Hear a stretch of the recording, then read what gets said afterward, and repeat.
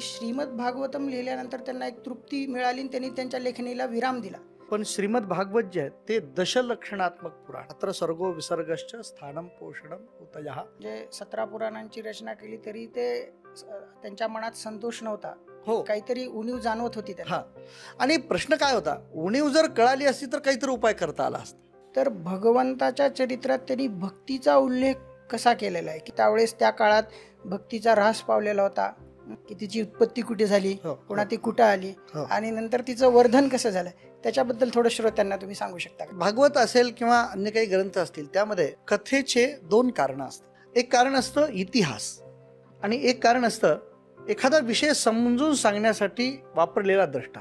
श्रवणम कीर्तनम विष्णू स्मरणम पादसेवनम अर्चनम वंदनम दास्यम सख्यम आत्मनिवेदनम, अशी 9 प्रकारची भक्ती. त्यावेळेस जी श्रीकृष्णाची आरती चालते तर मोकळ्या फिरत असलेल्या सर्व काही येऊन त्या आरतीच्या तिथं समोर बसतात. हो हो म्हणजे श्रवणाचं महत्व फक्त मनुष्यापुरतं नाही, प्राणी मात्रामध्ये सुद्धा आहे. या ठिकाणी रामकथेमध्ये एक वानर यायचा आणि बसायचा. ही श्रवण भक्ती परीक्षितीची आणि कीर्तन भक्ती शुकदेव.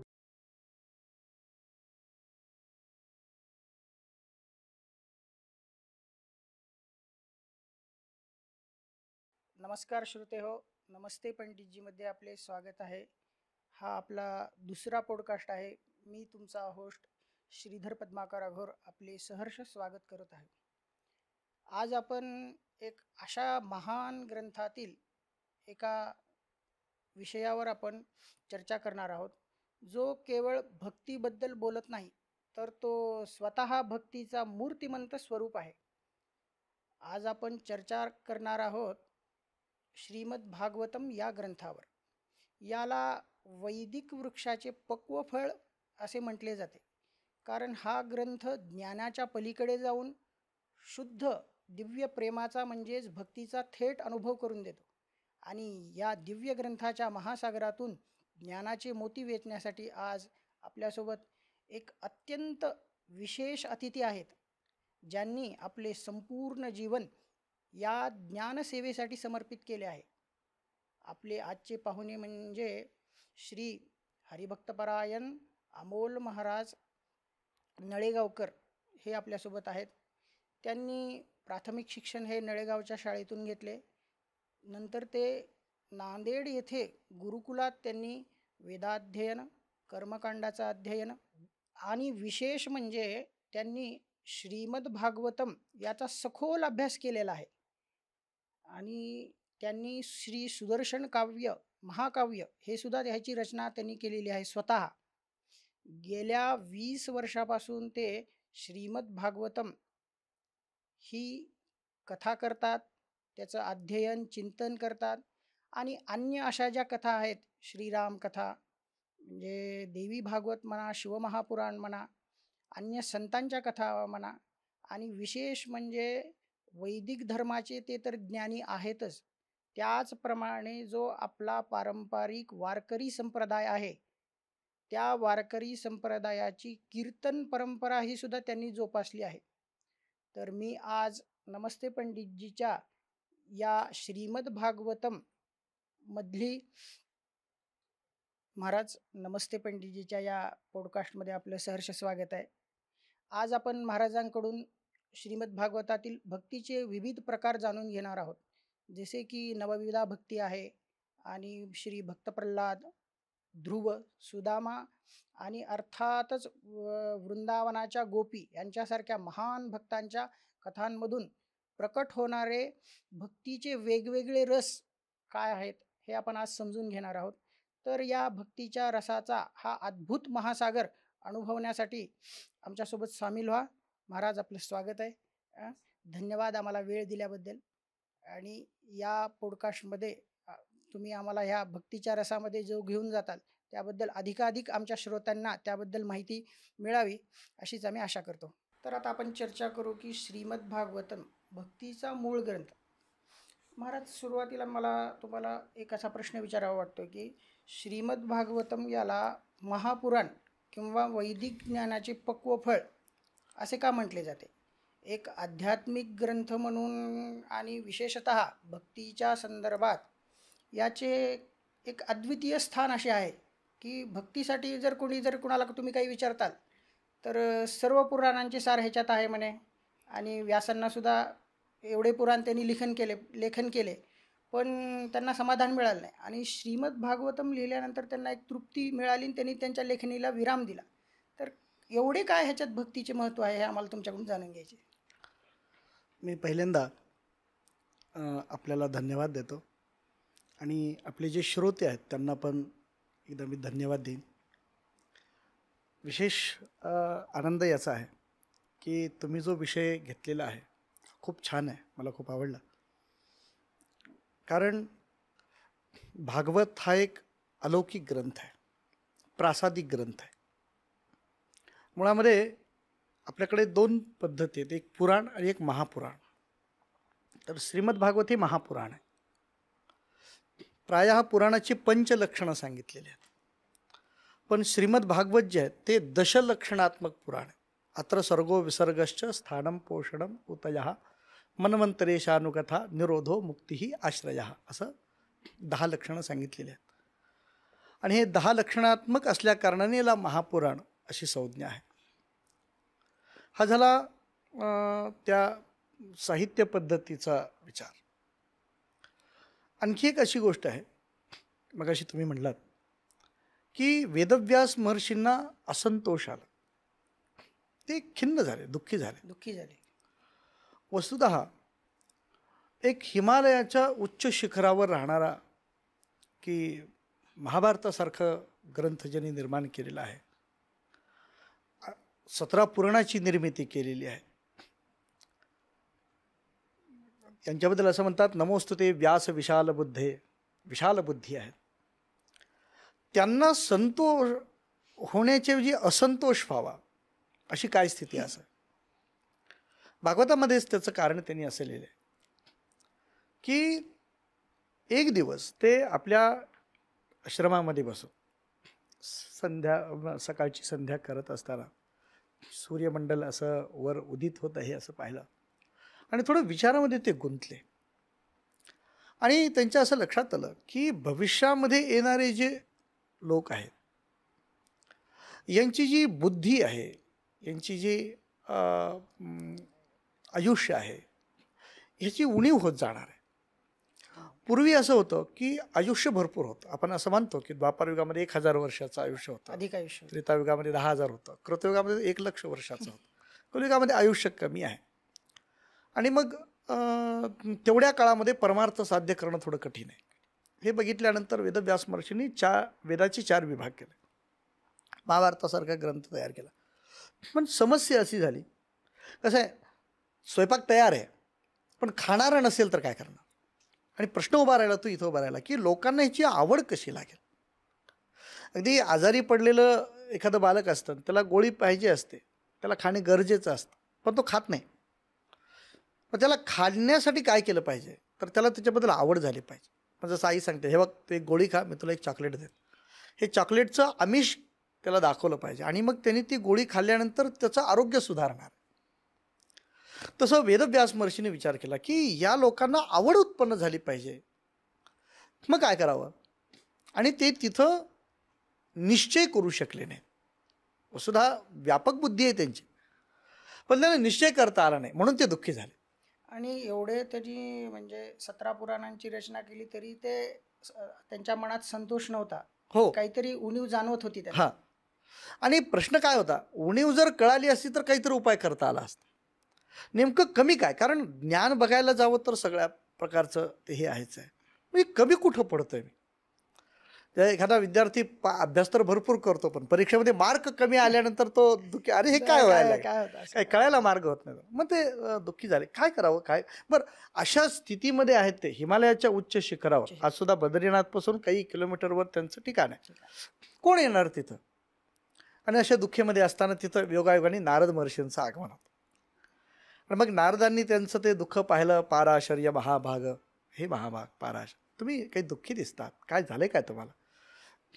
एखादा घरात राहणारा व्यक्ती आहे किंवा आपल्या संसारामध्ये राहणारा व्यक्ती, तो दुःखी असेल तर समजू शकतो आपण. जो स्वतःच सगळं त्याग करून एवढ्या उच्च स्थितीला त्यांनी दुःखी व्हावं म्हणजे थोडं ते हेच आहे ना. तेव्हा त्यांनी सांगितलं, हो म्हणे, मला हे तुमचं खरं आहे की मी आहेच दुःखी. सांगितलं बरोबर आहे. तुम्ही काय केलं आजपर्यंत? तुम्ही धर्म, अर्थ, काम, मोक्ष या 4 गोष्टीकडे लक्ष केंद्रित केलं. पण याच्यापेक्षा एक पुढची गोष्ट आहे. बरं, या धर्म, अर्थ, काम, मोक्ष याच्यामध्ये कुठेही निरपेक्ष आनंदाचा विचार होत नाही. तो जर करायचा झाला तर तो 2 पद्धतीने मिळतो. एक तर तो परमात्म्याच्या ठिकाणी तरी मिळतो, किंवा तो आपल्या अभिमुख झाला पाहिजे, जे स्वतः जवळ आलं पाहिजे. आणि हे जर करायचं झालं, बरं ही तुमची समस्या असं नाही, जगाला सुद्धा आनंदाची अपेक्षा आहे की नाही आहे. तर ती अपेक्षा आहेच आहे, पण तो मिळेल कुठं? होता असो तो त्याच्यासाठी धर्म करतो. म्हणजे काय करतो? एक पूजा करतो. परवा आम्ही यात्रेला गेलो. जगन्नाथपुरीची यात्रा करत असताना इतकी गर्दी झाली. आमच्यामध्ये एक 70-80 वर्षाचे ग्रस्त होते. ते म्हणले की मी अर्ध्यातून वापस येतो आता. शेवटी बाहेर आल्यानंतर तर ते मला हात जोडून म्हणले, महाराज पुन्हा इथं आणू नका कडे मला. वस्तुतः हे धर्मकर्म आहे, यात्रेमध्ये जाऊन देवाचं दर्शन घेणं. पण त्याचा परिणाम जो झाला तो इथं केला. ही मग अर्थाचं तसंच आहे. माणूस अर्थ मिळवतो. तुम्ही अर्थप्राप्तीसाठी कितीतरी उपाय सांगितलेले आहेत, पण अर्थ हा अर्थ आहे की अनर्थ आहे असाच प्रश्न उभा राहावा. आहे दुःखम वे दुःखम दिगर्तान. त्याला मिळवण्यासाठी दुःख आहे तेव्हा दुःख, त्याचा नाश होतो तेव्हा दुःख. काम ही आवश्यकता जशी आहे तसं त्याच्यातून मिळणारं दुःख जास्त आहे. बरं, मोक्ष ज्याला आपण विचार करत आहात त्या मोक्षाची कुणाला अपेक्षाच उरली नाही. कुणाला पाहिजे मोक्ष? आज जर कुणाला विचारलं तुम्हाला मोक्ष पाहिजे का, मोक्ष, तर लोक म्हणतील कोण मोक्ष, काय करायचं आहे आम्हाला. पण प्रश्न असा आहे, आनंद तरी पाहिजे. मग काय करायचं? याच्यासाठी तुम्ही काय केलं आहे हे सगळं सांगितलं, भरपूर सांगितलं. पण यथा धर्मादयश्चार्थाः मुनिवर्यानुकीर्तिताः न तथा वासुदेवस्य महिमा अनुवर्णिता. तुम्ही जसं धर्म, अर्थ, काम, मोक्ष सांगितलात तसं भगवंताचं गुणानुवर्णन सांगितलं नाही. त्याचा परिणाम काय होईल? तर गुणानुवर्णन केल्याने ते करणारे साधू पुरुष एकांतामध्ये जाऊन जे रमायचे ते कुणातरी सांगायचंय म्हणून ते समाजामध्ये येतील, आणि साधूंचं ऐकण्यासाठी लोक एकत्रित होतील, आणि या परस्परांच्या एकत्रित येण्याने एक आनंदाची उत्पत्ती होईल. याच्यासाठी तुम्ही एखाद्या ग्रंथाचं निर्माण करा. मग त्याने विचारलं मी कोणत्या ग्रंथाचं निर्माण करू? तेव्हा भगवान नारद महर्षीने सांगितलं, मी हा प्रश्न जेव्हा भगवान ब्रह्मदेवाला विचारला होता, ब्रह्मदेवाने मला भागवत सांगितलं होतं. भागवत या शब्दाचा अर्थ आपण अर्थ जेव्हा ग्रंथ असा करतो, इथं भागवत शब्दाचा अर्थ आहे भगवंतानी जे सांगितलेलं ज्ञान आहे त्याला भागवत असं म्हणतात. ते भगवंतानी सांगितलं, साक्षात भगवंतांनी नारदांना सांगितलं. हां, तसं ब्रह्मदेव सांगतात की मी ते तुला सांगतो की जे मला नारायणाने सांगितलं. म्हणजे भगवान नारायण परमात्म्याने ते ब्रह्मदेवाला सांगितलं. 4 श्लोकामध्ये आहे. ब्रह्मदेवाने ते नारदांना सांगितलं, आणि नारदांनी सांगितलं की मी आता ते ब्रह्मलोकामधून ते ज्ञान आणलंय, ज्या ज्ञानाची जगाला आवश्यकता आहे मी ते तुमच्या समोर सांगतो, आणि तुम्ही त्वमेतद विपुली करू, त्याचा तुम्ही विस्तार करा. म्हणून हे 4 श्लोक सांगितले, आणि या 4 श्लोकाच्या भागवताचा त्यांनी विस्तार केला, आणि त्याच्यापासून तयार झाला तो 18,000 श्लोकाचा ग्रंथ. हा दशलक्षणयुक्त असल्या कारणाने हा महाभारत पर झाला. आणि काय असतं, अध्यात्माची जी सूत्र असतात ती इतस्ततः असतात. या सगळ्याचं संकलन हे भगवान वेदव्यास महर्षीने केलं, आणि ते नारदांच्या समोर ठेवलं. म्हणून एक आध्यात्मिक ग्रंथ आपण जर म्हणायचं म्हणलं तसं भारतीय संस्कृतीमध्ये आध्यात्मिक ग्रंथातली जी पूर्णता आहे ही 2 ग्रंथात मानली जाते, एक गीतेमध्ये आणि एक भागवतामध्ये. जसं आमचे तुकोबाराय सांगतात, गीता भागवत करीती श्रवण अखंड चिंतन विठोबाचे असं म्हणतात. गीता आणि भागवत हे 2 ग्रंथ असे ज्यामध्ये सगळ्या शास्त्रांचं समीकरण, समीक्षा आहे, आणि सगळ्यातलं चांगला विषय एकत्रित घेऊन तयार केलेला हा विषय आहे. म्हणून भागवत एक अध्यात्मातलं एक श्रेष्ठ ग्रंथ आहे, आपल्याला असं मानावं लागतं. आणि महाराज तुम्ही आता सांगितल्याप्रमाणे व्यासांना जे महर्षी वेदव्यास होते त्यांना 17 पुराणानंतर त्यांनी ज्यावेळेस श्रीमद भागवत ग्रंथाचं निर्माण केलं, लेखन केलं, त्यानंतर त्यांना ती तृप्ती मिळाली. भगवंताचं त्यांनी चरित्र दिलं, तर भगवंताच्या चरित्रात त्यांनी भक्तीचा उल्लेख कसा केलेला आहे, की काय झालेलं होतं, की नेमकं भक्तीला थोडा त्यावेळेस त्या काळात भक्तीचा ऱ्हास पावलेला होता. हं? आणि त्याच्यात एक सुंदर अशी कथा आहे त्या भक्तीची, की तिची उत्पत्ती कुठे झाली, हो पुन्हा हो ती हो कुठं आली हो आणि नंतर तिचं वर्धन कसं झालं. त्याच्याबद्दल थोडं श्रोत्यांना तुम्ही सांगू शकता का? अं, भागवत असेल किंवा अन्य काही ग्रंथ असतील त्यामध्ये कथेचे दोन कारणं असतात. एक कारण असतं इतिहास आणि एक कारण असतं ते एखादा विषय समजून सांगण्यासाठी वापरलेला दृष्टांत. आता ही जी कथा आहे तुम्ही सांगितलात की भक्ती आहे, तिला दोन मुलं आहेत वगैरे, हा जो विषय महात्म्यामध्ये आलेला आहे. तर ती स्वतः सांगते की उत्पन्नात द्रविडे देशे वृद्धिं कर्नाटके गता. मी मी द्रविड देशामध्ये, म्हणजे आपण ज्याला आता केरळ तमिळनाडू म्हणतो, इथं माझा जन्म झाला. मी माझी वृद्धी कर्नाटक वगैरे या प्रदेशामध्ये झाली. महाराष्ट्रामध्ये सुद्धा तिने सांगितलं की मी आहे, पण काय आहे, महाराष्ट्रात क्वचित क्वचित थोडी थोडी आहे. कुठं पंढरपूरमध्ये खूप गर्दी असते. आपल्या महाराष्ट्रामध्येच असे गाव होतं, त्यांनी असं सांगितलं होतं की आमच्या गावात कधी सप्ताह सुद्धा होत नाही, इथं नाही आहे. नाही. म्हणजे कुठं आहे कुठं नाही अशी स्थिती. आणि गुजरात आधी करून वर गेल्यानंतर ती सांगते गुर्जरे जीर्णतांगता, मला जीर्ण झालं. तिथून मी वृंदावनामध्ये आले आणि वृंदावनामध्ये मला तारुण्य प्राप्त झालं, भक्ती तरुण झाली. आणि भक्तीच्या बरोबर तिची दोन मुलं आहेत. एकाचं नाव आहे ज्ञान, एकाचं नाव आहे वैराग्य. आणि दोघंही म्हातारे होतात. भक्ती तरुण आहे, आई तरुण आहे आणि तिचे मुलं मुलं मात्र म्हातारे. म्हातारे आहेत. हे ऐकल्यानंतर लक्षात येते की ही कथा नाही आहे, हे काहीतरी सांगायचं आहे त्यांना. काय सांगायचं आहे? आजही पहा तुम्ही, तुम्हाला अनुभवेल. माणसं भरपूर गंध वगैरे घेऊन, फुलं वगैरे घेऊन मंदिरामध्ये जातात, तांब्या वगैरे घेऊन. भक्ती असते, पण पाणी ज्या वेळेला आपण महादेवावर घालतो तेव्हा आजूबाजूला घाण पडली इकडं सुद्धा लक्ष देत नाही. बऱ्याच जणाला वर पाणी घालताना काय म्हणावं हे सुद्धा माहीत नसतं. म्हणजे ज्ञानाचा अभाव आहे. ज्ञानाचा अभाव. हां. आणि एवढी चांगली पूजा करून सुद्धा बाहेर आल्याबरोबर असं म्हणतात की कुठंतरी जाऊन थोडं गाड्यावरचे भजे वगैरे खाल्ले तर थोडं बरं वाटेल. हा वैराग्याचा अभाव आहे. बरं, कळत नाही का? हे कळतं, हे खायला नको आहे बाहेर. बाकी अध्यात्मातलं काय असेल, पुण्य पाप सोडून द्या, ते आपल्या पोटासाठी खराब आहे एवढंच तरी कळतं की नाही. पण तरी सुद्धा कधीतरी काय होतंय अशा अपेक्षेने का असं ना, म्हणजे हा वैराग्याचं अभाव आहे, हे वृद्धत्व आहे. आणि ज्ञान आणि वैराग्य हे दोन जर नष्ट, मुलगा जर गेला तर आईला आनंद राहील का? नाही, दुःखी होते. ते दुःखी होतं. आणि मग ते अत्यंत दुःखी होतं. ते आजूबाजूच्या लोकांना अपेक्षेने बोलवते पण कोणी येत नाही. आणि नारद ऋषींना म्हण, नारदांनी तिथं त्याची चिकित्सा केली असं वर्णन, ते पाहिलं. आणि नारदांच्या लक्षात आलं, म्हणे हां, मला कळालं, हे दोन वृद्ध का झालेत हे मला कळालं. कारण हा कलिकाल आहे. कलिकाल या शब्दाचा अर्थ काही असा दिवस बदलतो वगैरे असं काही नसतं. कलिकाल म्हणजे काय? आजूबाजूची परिस्थिती अशी तयार होते की सहज पापाकडे प्रवृत्ती होते.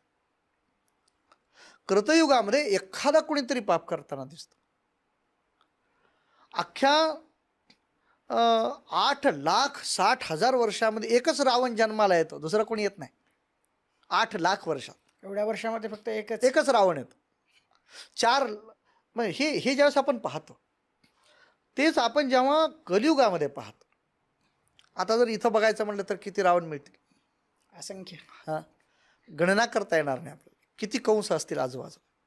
आपण कंसांनी, कमीत कमी कंसांनी लेकरं बाहेर आल्यानंतर मारलं, गर्भामध्ये मारणारे किती कंस आपल्याला मिळतील. हे हे हे हे कलिकाल आहे. सत्य आहे, वस्तुतः कलियुगातलं हे सत्य आहे. हां. आणि मग या कलिकालामध्ये बरं परमार्थ मार्ग करण्याची तर आवश्यकता, याच्याशिवाय आनंद नाही. मग अशी आपण चर्चा केली त्याच्याबद्दल. मग हा आनंद मिळवण्यासाठी काहीतरी साधन पाहिजे. म्हणून भक्तीच्या ज्ञान आणि वैराग्याने जेव्हा तरुण होईल त्यावेळेस ती भक्ती आनंदित होईल. भक्ती ज्ञान वैराग्य आनंदित झाले की मनुष्याचं जीवन जे आहे ते निर्मल होईल, आनंदित होईल, प्रसन्न होईल. म्हणून याच्यासाठी नारदांनी असं पाहिलं, याच्यासाठी उपाय काय? म्हणून नारदांनी सुद्धा आपल्या मनाने काही उपाय करून पाहिले पण त्यांना यश आलं नाही. त्यावेळेला त्यांनी सनत कुमारांना विचारलं आणि सनत कुमारांना सांगितलं, हां, याच्यावर एकच उपाय, तुम्ही भागवताचा आश्रय घ्या. कारण भागवत एक असा ग्रंथ आहे ज्याच्यामध्ये ज्ञान, वैराग्य, भक्ती आदी करून सगळ्या साधनाचं आपण ज्याला आलोढ्य सर्व शास्त्राणी असं म्हणू, हे सगळ्या शास्त्राचं आलोढन करून एक सुंदर असा एक पाक तयार केलेला आहे की सुंदर ज्याच्या असं योगाने नवनीत काढलेलं म्हणजे ते भागवत आहे. हां, म्हणून त्याच्यामध्ये सहज त्यांनी एक चांगलेपणा विशेषत्व याच्यामध्ये आहे.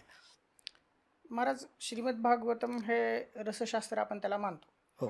त्यांच्या वेगवेगळ्या प्रकारचे त्याच्यात रस आहेत. म्हणजे भक्तीची विविध प्रकारची देवाणघेवाण त्याच्यात झालेली आहे. हो. वेगवेगळे कॅरेक्टर आलेले आहेत, पण ते वेगवेगळ्या प्रकारे दाखवलेले आहेत की वेगवेगळ्या जे भक्त होते त्यांची ह्यांची भक्ती अशी आहे, ती भक्ती अशी आहे की आपण म्हणतो की बाबा काही भक्तीचे प्रकार आहेत. शांतम आहे, दास्यम आहे, सख्यम आहे, वात्सल्यम आहे आणि माधुर्यम आहे. हो. हे त्याचे मुख्य रस होते. तर याच्याबद्दल तुम्ही काही सांगू शकताल की बाबा भरपूर असे वेगवेगळे त्याच्यात हे आले, लोक आले, त्यांनी आपापल्या परीने ती भक्ती लोकांपर्यंत पोहोचवली, तर ती कशी असेल? काय असतं, आपण मगाशी चर्चा केली, कलिकाल आहे. कलिकालामध्ये ज्ञान जड होतं, झेपत नाही. कलिकालामध्ये कर्म समर्थाने सांगितलं, यथाकर्म यथायोग्य कर्म काय ते घडेना, जेवढं घडलंय त्याचं पुण्य गाठी पडेना. हां, म्हणजे कर्म व्यवस्थित होत नाही, ज्ञान जड होतं. योगाचा जर विचार करायला जावं तर केवळ प्राणायामापुरता योग राहतो आणि मग लोकांच्या समोर एक अंधार तयार होतो. मग याच्यासाठी उपाय म्हणून भक्तीपर ग्रंथ उत्पन्न करून वेदव्यासाने तयार केला नारदांच्या सांगण्याप्रमाणे. आता हे जे श्रीमद भागवत आहे, हे याची निर्मितीच करताना आपण मगाशी ऐकलं की 17 पुराणाच्या नंतर आहे, महाभारताच्या नंतर आहे, वेद विभागाच्या नंतर आहे. आणि एक व्यवहार असा आहे, 10 वर्षापूर्वी जो मोबाईल होता त्याच्यापेक्षा आजचा मोबाईल लेटेस्ट आहे, त्याच्यात आणखी वर्जन जास्त आहे. तसं याच्या पूर्वीच्या ज्या उणीवा असतील किंवा याच्या पूर्वीची तयारी करण्याची पद्धत आणि याच्या इतकं अंतर आहे. बाकी 17 पुराण जर पाहिली वेद, ती सुलभ आहेत, वाचायला सोपी आहेत ते. पण भागवत थोडं वाचायला कठीण आहे, त्याच्यातले विषयसुद्धा फार वेगळे आहेत. आणि मग याच्यामध्ये त्यांनी काय केलं, जास्तीत जास्त भक्ती रसाचं संकलन केलेलं आहे. म्हणून आपल्याला भक्तीच्या ज्या 9 स्थिती जाणवतात, मग अशा तुम्ही 5 सांगितल्यात, श्रवण कीर्तन आदी या 9 सांगितलेल्या आहेत. मग आता हे तसं जर बघायला गेलं तर प्रेम एकच असतं, प्रेम एकच असतं. प्रेमाला काही असे काही वेगवेगळ्या लक्षणं जाती वगैरे नसतात. पण ते होतं काय माहिती आहे का, प्रेम करणारा आणि तो ज्याच्यावर करतो त्याच्यावर प्रेमामध्ये फरक तयार होतो. नाथबाबांनी असं एक चिंतन केलं, एखादा व्यक्ती आहे, तो आपली मुलगी माहेरला निघाली, तिला आलिंगन देतो आणि पत्नीला आलिंगन देतो. दोघांच्याही मध्ये प्रेम सारखं आहे, पण बदल केवढा आहे. इथं पत्नीच्या ठिकाणी प्रेमाचा विषय वेगळा आहे, मुलीच्या ठिकाणी प्रेमाचा विषय वेगळा आहे. व्यक्ती बदलला की प्रेमाची स्थिती बदल. आता काय होतं, आपल्याकडे असं एक संस्कृत साहित्यामध्ये असं म्हणणं आहे की पिंडे पिंडे मतिर्भिन्ना. प्रत्येक व्यक्तीचं बुद्धी वेगळी असते, त्याचे जात्या स्वभाव वेगळे असतात. काही जणांचा स्वभाव असतो वात्सल्य रूप, आई ही साधारण वात्सल्य रूपाची असते. ज्यावेळेला एखादी स्त्री भगवंताच्याकडे पुत्र रूपाने पाहते तेव्हा वात्सल्य रूपाने प्रेम तयार होतं. कधी कधी सख्य रूपाने होतं. देवाचं मला देव भेटला पाहिजे, मी देवाशी बोललो पाहिजे, माझा देवाशी व्यवहार झाला. नामदेवराय आहे, हो, विठ्ठलाची सखा म्हणून ते म्हणायचे. अरे असं तर वर्णन आहे नामदेवराय. ते रागावले, तू कसं माझ्या जेवत नाही, चला तू जेवलं पाहिजे. देवा आले, देवा सांगितलं तर जेवण झालं ना, म्हणे हा झालं, चला आपण खेळायला जाऊ. असं वर्णन आहे संत साहित्यामध्ये. एक दिवस नामदेवराने सांगितलं, अरे तू सारखं उभं, तुझे पाय वगैरे दुखत नाहीत का? आता केवढा लढीवाळ सख्यत्व हे परमात्मा. आणि देव सांगतो, हो रे दुखतात, पण काय करणार, तिथं जाता येत नाही ना मला कुठं. बरं जाऊ तरी कुठं. तर म्हणतो एक काम करू आपण, उद्या दिवाळी आहे, मी इथं उभा राहतो, तू माझ्या घरी जा आणि तुझं आंघोळ वगैरे घालायला सांगतो मी. हे जे सख्यत्व आहे. त्याच्यानंतर एखाद्या वेळेला देवाला जेव्हा पूज्यत्वाने पाहतो तेव्हा देवाला मी पूजा केली पाहिजे. देव फार मोठा आहे, देवाची व्यापकता फार मोठी आहे, देवाचं सामर्थ्य मोठं आहे, मी अल्पज्ञ आहे, अल्पशक्तिमान आहे, तेव्हा मी विकारयुक्त आहे, परमात्मा निर्विकार स्थिती आहे, मग आपण त्याची उपासना केली पाहिजे. ह्या व्यक्तीच्या वेगळ्या वेगळ्या कारणामुळे हे वेगळे वेगळे भक्तीचे स्वरूप तयार झालेले आहेत. बाकी तत्व मात्र एकच आहे, एकच. हे आपल्याला मानावंच लागेल. महाराज, तुम्ही आत्ताच एका विषयाला स्पर्श केला की तुम्ही भक्तीचे काही 9 प्रकार सांगितले. तर मला असं कळलं की म्हणजे मला असं ऐकण्यात आहे माझ्या की भक्त प्रल्हादाच्या माध्यमातून हे 9 प्रकार आपल्याला श्रीमद भागवतातून कळाले आहेत. तर या 9 अंगावर तुम्ही थोडी आम्हाला त्याचं महत्त्व काय आहे हे सांगू शकाल का? भक्तीचे 9 प्रकार भागवतामध्ये सांगितलेले आहेत. काय असतं, सांगण्यामध्ये एक वेगळेपणा असा असतो. त्यामध्ये वेदव्यासांची विशेषता पहा. आपली कल्पना सुद्धा आपल्याला होणार नाही की 9वीदा भक्ती सांगणारा इतक्या मोठ्या अधिकाराचा आहे प्रल्हाद. तो सांगतो कुणाला? तो हिरण्यकश्यपूला सांगतो. वडिलांनी जेव्हा ते पाठशाळेमध्ये शिकून आले सुट्ट्यासाठी म्हणा, तू काय शिकलास? 2-3 वेळेला हा विषय झाला. तर यावेळेला मी 9वीदा भक्ती शिकली.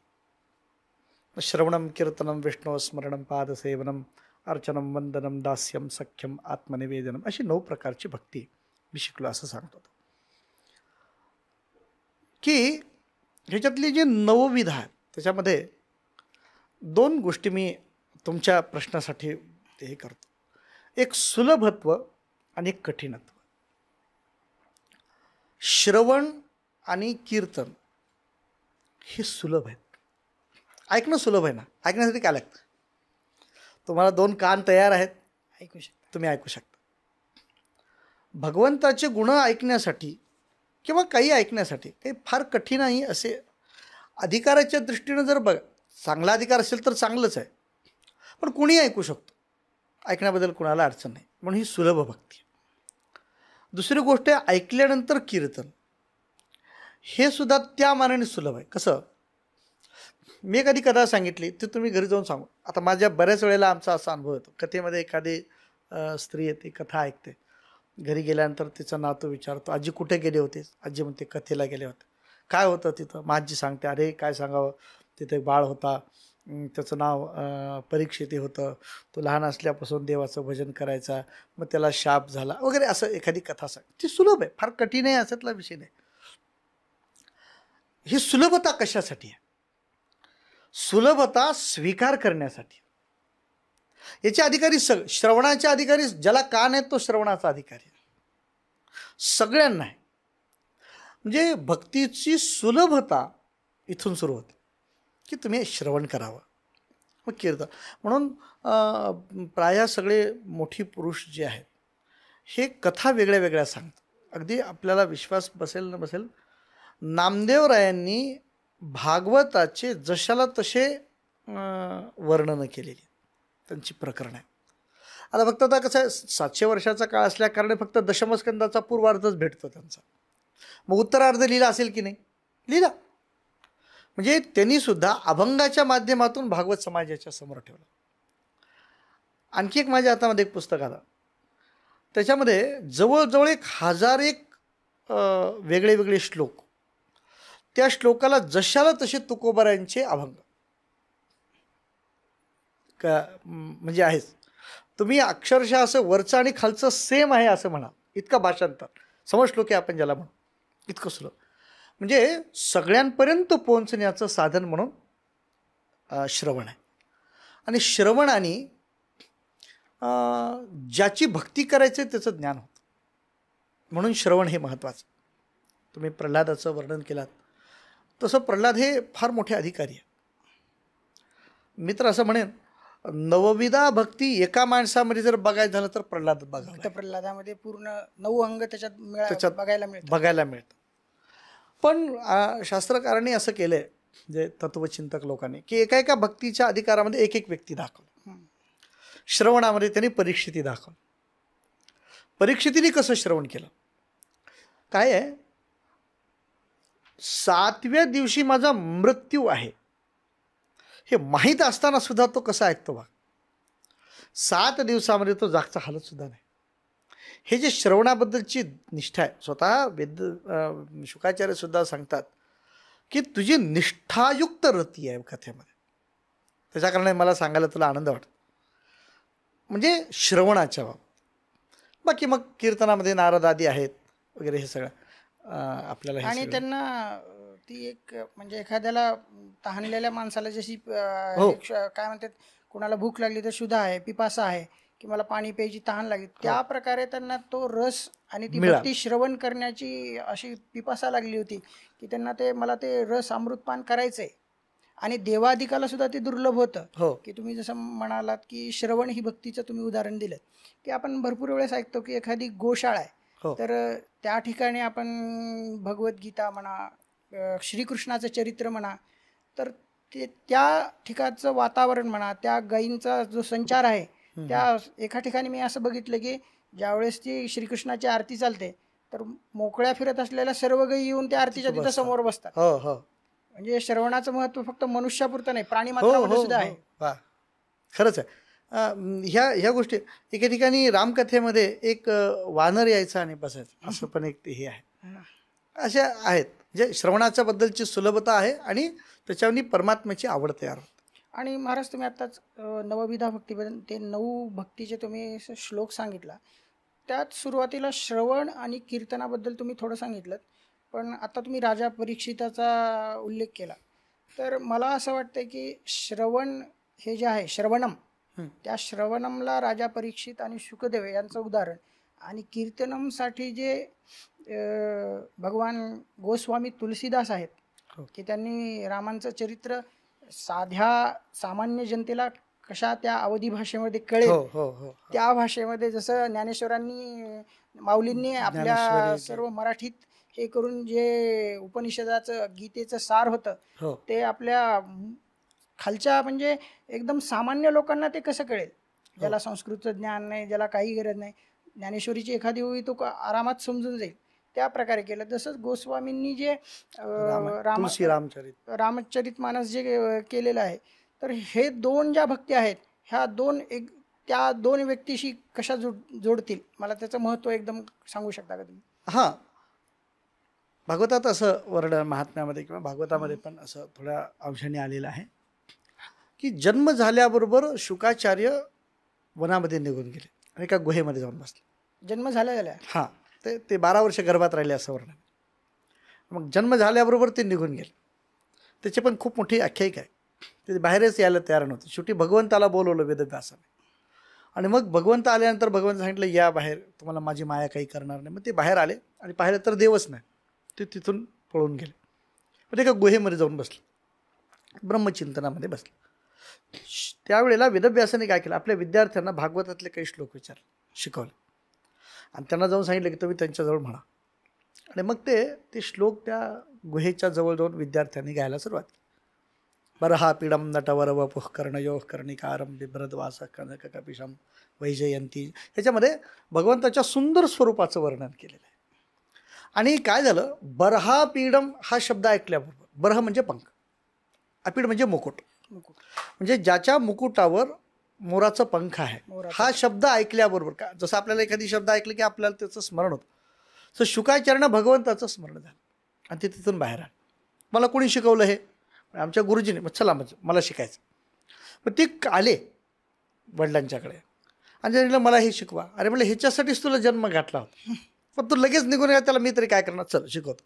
आणि मग ज्या वेळेला तिने भागवत शिकवलं, भागवतात असं वर्णन आहे की ते आपल्या मुखाने सतत भागवताचे श्लोक फुटफुटत जात. ह्याला कीर्तन म्हणतात.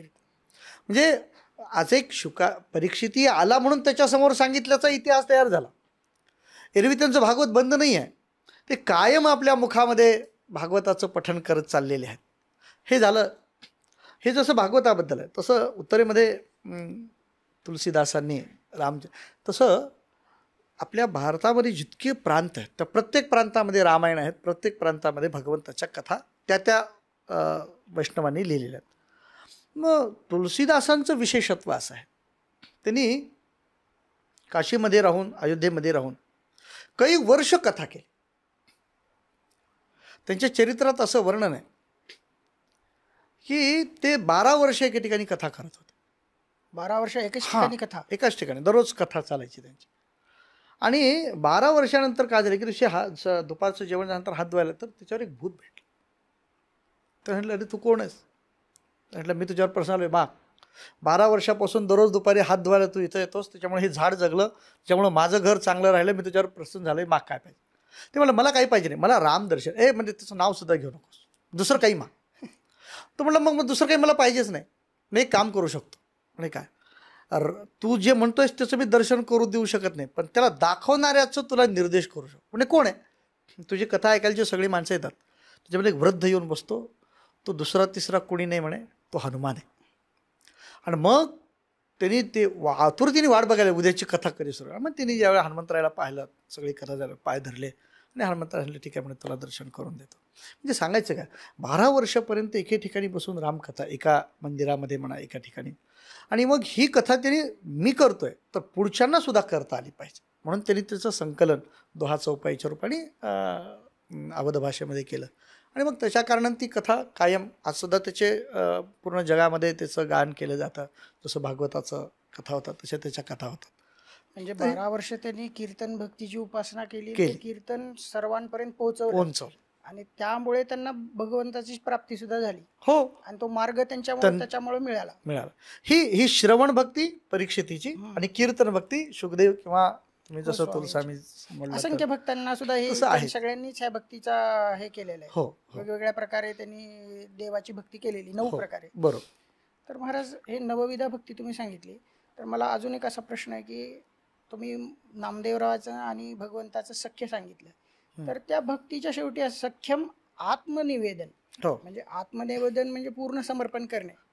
तर 9वा आणि अंतिम टप्पा जो आहे या भक्तीचा, तर भागवतातील कोणत्या भक्ताने हे सर्वोच्च समर्पण खऱ्या अर्थाने म्हणजे भगवंताला केलं? छान, तुमचा प्रश्न खूप छान आहे.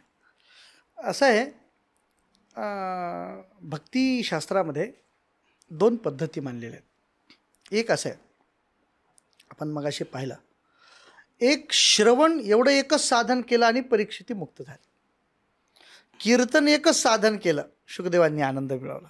तसं एका भक्तीने एका व्यक्तीने आनंद. कधी कधी असं होतं, एकच भक्त सगळ्या गोष्टी पण करतो. आणि श्रवण ही जर पायरी असेल त्या भक्तीची, तर आत्मनिवेदन हे त्याचं शिखर आहे. हे फार फार मोठी गोष्ट आहे. श्रवणामध्ये काही लागत नाही.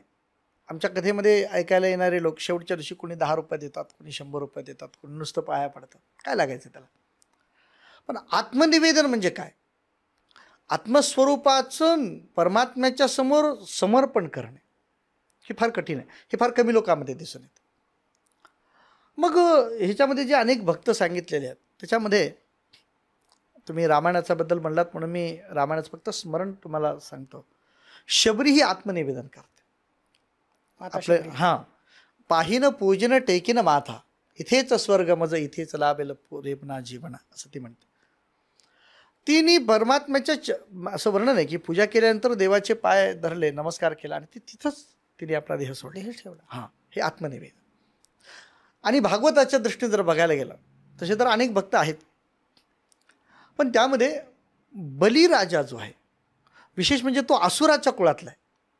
असुराच्या कुळातला बलिराजा. म्हणजे हिरण्यकश्यपू हा दैत्य आहे, त्याचा मुलगा आहे प्रल्हाद. प्रल्हादाचा मुलगा आहे विरोचन आणि विरोचनाचा मुलगा आहे बली. सुद्धा असुर कुळामध्ये जन्माला आलेला असताना सुद्धा तो यज्ञ करतो. आणि एक नाही, 100 अश्वमेध यज्ञ करतो, जो एक यज्ञ 1 वर्षपर्यंत चालतो. आणि असे यज्ञ करत असताना एक दिवस असं झालं, त्याच्या गुरूंनी त्याला सांगितलेलं होतं की दररोज आलेल्या याचकांना तू दान द्यायचं. आणि तो दररोज दानासाठी उभं राहत असत. एक दिवस त्याचं हे पाहत पाहत परमात्म्याची इच्छा झाली की आपण ह्याच्याकडे काहीतरी मागावं. मग देवच त्याच्याकडे वामन रूपाने प्रगट झाले. आणि ज्यावेळेला परमात्मा आले त्यावेळेला परमात्म्याने त्याला 3 पदभूमी दान मागितली. त्यांनी सांगितलं ठीक आहे देतो. शुक्राचार्य तिथं आले. शुक्राचार्य सांगितलं थांब, 3 पदभूमी दान मागणारा कोणी एकतर अज्ञानी तरी असू शकेल, नाहीतर परमज्ञानी तरी असू शकेल. हे कोणी पाहिलंच का? तो म्हणला मला तर नाही कळलं, मला तर एक लहान मुलगाच वाटतो. साधा बटूक असा बटू असू वाटतोय शकेल. मला, कारण 8 वर्षाचं वय आहे त्याचं, तिची काय व्यापकता नसणार आहे त्याच्याकडे. तो म्हणतो असं नाही आहे. तो म्हणतो मग कसं आहे. त्यावेळेला ते सांगतात एष वैरोचने साक्षात भगवान विष्णू अव्यय कश्यपात आदितेः जातः देवानाम कार्यसाधका. तू ज्याला बटू समजतो तो बटू नाही आहे. म्हणजे लोकांचा असा समज आहे की त्याला माहीत नव्हतं हे कोण आहे. मला सांगा, परमात्म्याचा निर्दोष गुरु तर करत असतो ना. शुक्राचार्य गुरु आहेत, त्यांनी सांगितलं, हां यासाठी सांगितले तू देऊ नकोस, पण निर्देश तर भगवंताचाच केला ना. भगवान विष्णू अव्यया इतक्या स्पष्ट शब्दामध्ये त्याचं वर्णन आहे. की बळीराजाला शुक्राचार्यांनी म्हणजे त्यांच्या गुरूंनी सांगितलं की हे भगवान आले तर तुझ्याकडून हे मुद्दाम मागताय, हां, तरी त्यांनी मागं हटला नाही. आणि विशेष म्हणजे त्याने सांगितलं किती विस्तृत सांगितलं बघा. मला कधी कधी असं वाटतं की त्यांच्याकडे गुगल वगैरे होतं की काय कोणास ठाऊक. ह्याची फोटो त्याच्यावर हे केल्याबरोबर ह्याची सगळी कुंडली चाली म्हणायला हरकत नाही. त्यांनी इथपर्यंत सांगितलं कश्यप आदिती यांच्यापासून जन्माला आलेला आहे. याच्या पुढे सांगितलं देवानाम कार्यसाधका, तर देवांचं कार्यसिद्धीला घेऊन जाण्यासाठी आलं. प्रश्न काय तयार होतो, देव जरी देवाचं काम करायला आले असले भगवान, तरी सुद्धा बलीच्या ठिकाणी असलेली जी भक्ती आहे ती त्याची उत्कट झाली. आणि मग बली सांगितलं आता तर मी मागे हटणारच नाही, आता तर मी देणार, काय व्हायचं ते हो. आणि मग त्यांनी पाणी सोडलं आणि परमात्माने व्यापक रूप धारण केलं. आता इथून भक्तीची पराकाष्ठा सुरू होते. देवाने काय काय घेतलं, तर देवाने पहिल्या पदामध्ये पृथ्वी अधोलोक व्याप्त केले, दुसऱ्या पदाने अंतरिक्ष लोक व्याप्त केले, आणि मग तृतीय पाद कुठं ठेवू असं देवाने विचारलं. आता बघा कसं आहे, पहिल्या पदामध्ये पृथ्वी घेतली म्हणजे काय केलं, त्याची सगळी संपत्ती घेतली. मी असं म्हणतो घेतली याच्यापेक्षा सुद्धा दिली. कारण एके ठिकाणी असं वर्णन दत्तम ग्रहीतम मया, त्याने सांगितलं मी दिलं, त्याने सांगितलं मी घेतलं. कारण पाणी सोडले ना, म्हणजे तुला काय पाहिजे ते दिलं. म्हणजे पहिल्यांदा त्यांनी सगळं ऐश्वर दिलं, भगवंतानीच दिलं आणि भगवंतानीच घेतलं. नाही बलीनी दिलं, हां, कारण तो तिन्ही लोकांवर विजयी झालेला होता ना, म्हणून त्यांनी सगळं दिलं. परमात्म्यानं घेतलं, एक झालं. दुसऱ्या पदामध्ये अंतरिक्ष घेतलं. असं अंतरिक्ष म्हणजे काय काय असतं, माणूस दोन पद्धतीची कमाई करतो. एक 1000 रुपये मी कमवतो आणि त्यातले 100 रुपये दान करतो. कशासाठी, बाबा मी स्वर्गात गेल्यानंतर मला तिथं हे मिळावं. बलीने एवढं दान केलेलं होतं की त्याच्या जरी परलोक, म्हणजे आज जरी बली मेला असता तर त्याला स्वर्गात जागा होती. परमात्म्याने काय केलं, दुसऱ्या पदाने अंतरिक्ष घेतलं. म्हणजे काय केलं की त्याचं पुण्य घेतलं. हे कठीण आहे. माणूस एखाद्या वेळेस वस्तू देईल पण पुण्य देणार नाही, पण बलीने पुण्यही दिलं. आणि आता प्रश्न उभा राहतो, तो तिसरं पद कुठं ठेवायचं. तिसरं पद कुठं ठेवायचं या प्रश्नापेक्षा तिसऱ्यांदा काय द्यायचा हा प्रश्न होता बलीच्या समोर. बलीने काय केलं माहिती आहे का, माझ्या अस्तित्वाच्या जितक्या गोष्टी आहेत तेवढ्या देवाला दिल्यात मी. आता राहिले काय, तर मी राहिले. आणि मी एक अशी गोष्ट असते, बाकी सगळं देतात पण मी देत नाहीत. आपण मी असं म्हण, सगळं दिलं पण मी दिलं हे मी घेऊन बसलो की नाही आपण. मग बलीने काय केलं माहिती आहे का, हे माझे पण देऊन टाक. म्हणून भगवान एक काम करा, तिसऱ्या पदाने तुम्ही मला घ्या आणि अस्तित्व भगवंताला समर. म्हणून तुका म्हणे बळी जीव दिला पायातळी असं म्हणतात. परमात्म्याच्या चरणावर ते सांगितलं हे माझा जीवच तुम्हाला समर्पण करतो. कारण जीव हा अत्यंत मूल्यवान आहे, शरीर अत्यंत मूल्यवान आहे. आणि भक्तीमध्ये काहीतरी राखून ठेवणं म्हणजे भक्ती नाही आहे, तर सगळं देणं म्हणजे भक्ती. समर्पक आहे सगळं समर्पण. आणि म्हणून सर्व समर्पणामध्ये वसुधा जर बघायला गेलं तर असुर कुळामध्ये जन्माला आलेला, पण तो सगळ्याच्या पुढे दे कानामागून आली आणि तिकडे झाली म्हणतात की नाही, सगळ्यात खालून येऊन सगळ्याच्या वर मजल मारली. म्हणून बली हा भगवत भक्तांच्या मध्ये एक श्रेष्ठ भक्त मानला जातो. खरंच महाराज, तुम्ही आता आमच्या श्रोत्यांना एक अलौकिक भक्तीचा प्रकार सांगितला की सर्व काही दिल्यानंतर सुद्धा ते स्वतःचं आत्मसमर्पण, आत्मनिवेदन हे बळीराजांनी भगवंताला कशा प्रकारे केलं हे श्रोत्याला क्वचितच माहीत असेल. की ही जी बळीराजाची कथा आहे, आता त्याचं जे मुख्य उद्देश होतं ते आत्मनिवेदन त्यानं भगवंताला केलं. हे क्वचितच लोकांना माहीत असेल, ते श्रोत्यांना खूप उपयोगी पडेल त्यांच्या लौकिक जीवनामध्ये. हा. महाराज, आता मला एक असा प्रश्न विचारू वाटतो की भागवतात भरपूर भक्त होऊन गेले, हो हो पण काही महत्त्वाचेच आपण त्यांच्याबद्दल चर्चा करू. तर एक सर्वात लहान असा जो भक्त आहे की त्याची कथा खूप रंजक आहे, तर तो भक्त म्हणजे ध्रुव बाळाची कथा आपल्या सगळ्यांना काय शिकवते. आणि त्याची भक्ती एक सांसारिक म्हणजे इच्छेने प्रारब्ध, त्याला वाटलं की बाबा इच्छा झाली सांसारिक, त्याची इच्छा अशी झाली की बाबा काही प्रसंग असे घडले त्याच्या जीवनात आणि त्याची ती भक्ती सुरू झाली. पण त्या भक्तीचे रूपांतर निस्वार्थ आणि शुद्ध भक्तीत कशा प्रकारे झाले? हां, प्रश्न खूप छान आहे. आणि अगदी लहान लहान लेकराला सुद्धा ध्रुव फार छान वाटतं. छान वाटतं. कारण बालवय आहे. बालवय. असं आहे, ध्रुवाच्या भक्तीची जडणघडण कशी झाली हा एक विषय आहे. अगदी साधा प्रसंग आहे की तो वडिलाच्या जवळ जातो आणि वडील त्याला घेत नाही. सावत्र भावाला घेतात आणि त्याला घेत नाहीत. त्याला थोडं बाजूला होतं आणि मग आई काही अपशब्द बोलते सावत्र आईने. मग तो आई सांगते म्हणून तो जातो वनामध्ये. इथपर्यंत त्याला हे माहीत नाही की आपण जे करतोय ती भक्ती नावाची काही गोष्ट आहे किंवा साधना नावाची गोष्ट आहे. तो जातो आणि त्याला नारदांची भेट होते. अगदी भागवतात तर असं वर्णन, तुम्हाला मला पाहिजे ते देता येत असेल तर सांग, नाही तर तुम्ही निघून जा. ते नारदांना सुद्धा तो याच अपेक्षेने म्हणतोय. त्याच्या मनामध्ये एक निश्चय आहे की मला माझ्या जागेवर बसवायचं होतं वडिलाच्या मांडीवर, ते मला बसू दिलं नाही, मला तिथं बसायचं. म्हणजे वडिलाची मांडी हे त्याच्यासाठी ग्रहित वस्तू आहे. लहान बाळ होता हा, आणि साहजिक आहे बाबाजवळ बसणं वाटणं, म्हणजे अपेक्षाच त्याची ती आहे. आणि भागवतात तर असं वर्णन आहे, देवानी वर दिल्यानंतर सुद्धा घराकडे जाताना तो दुःखी झाला. कारण मी मागितलं मांडीच पाहिजे, जागाच पाहिजे असं मागितलं, ह्याचं त्याला दुःख होतं. तर तो जातो आणि साधना करतो. भगवंत प्रसन्न होतात. तुला काय पाहिजे ते मला माहिती आहे, तुला जे पाहिजे ती फार साधी मांडी पाहिजे, मी तुला असं ठिकाण देतो, सगळं ब्रह्मांड ज्याच्या भोवताली फिरतं असं तुला मी ठिकाण देतो. आणि त्याला ते परमात्म्याने दिलं. परमात्म्याने त्याच्यावर अनुग्रह केला आणि प्रल्हाद ध्रुव तिथून निघाला. आणि मग त्याची भक्ती खरं बघायचं तर इथून पुढे सुरू होते. या अगोदरचं जे आहे आपल्या भागवताच्या एकादश स्कंदामध्ये एक वचन आहे, रोचनार्था फलश्रुती. एखाद्या गोष्टीमध्ये फल सांगितलेलं असतं, हे करा तुम्हाला हे मिळेल. हे मिळायचे म्हणून आपण ते कर्म करतो आणि कर्म करता करता असं होतं, हळूहळू ते खूप वेळेला केल्यानंतर आता हे कर्मच माझ्यासाठी साध्य आहे असं इच्छा होतं. इतका वेळ जे ध्रुवाने केलेलं होतं ते मला हे पद मिळावं म्हणून केलेलं होतं.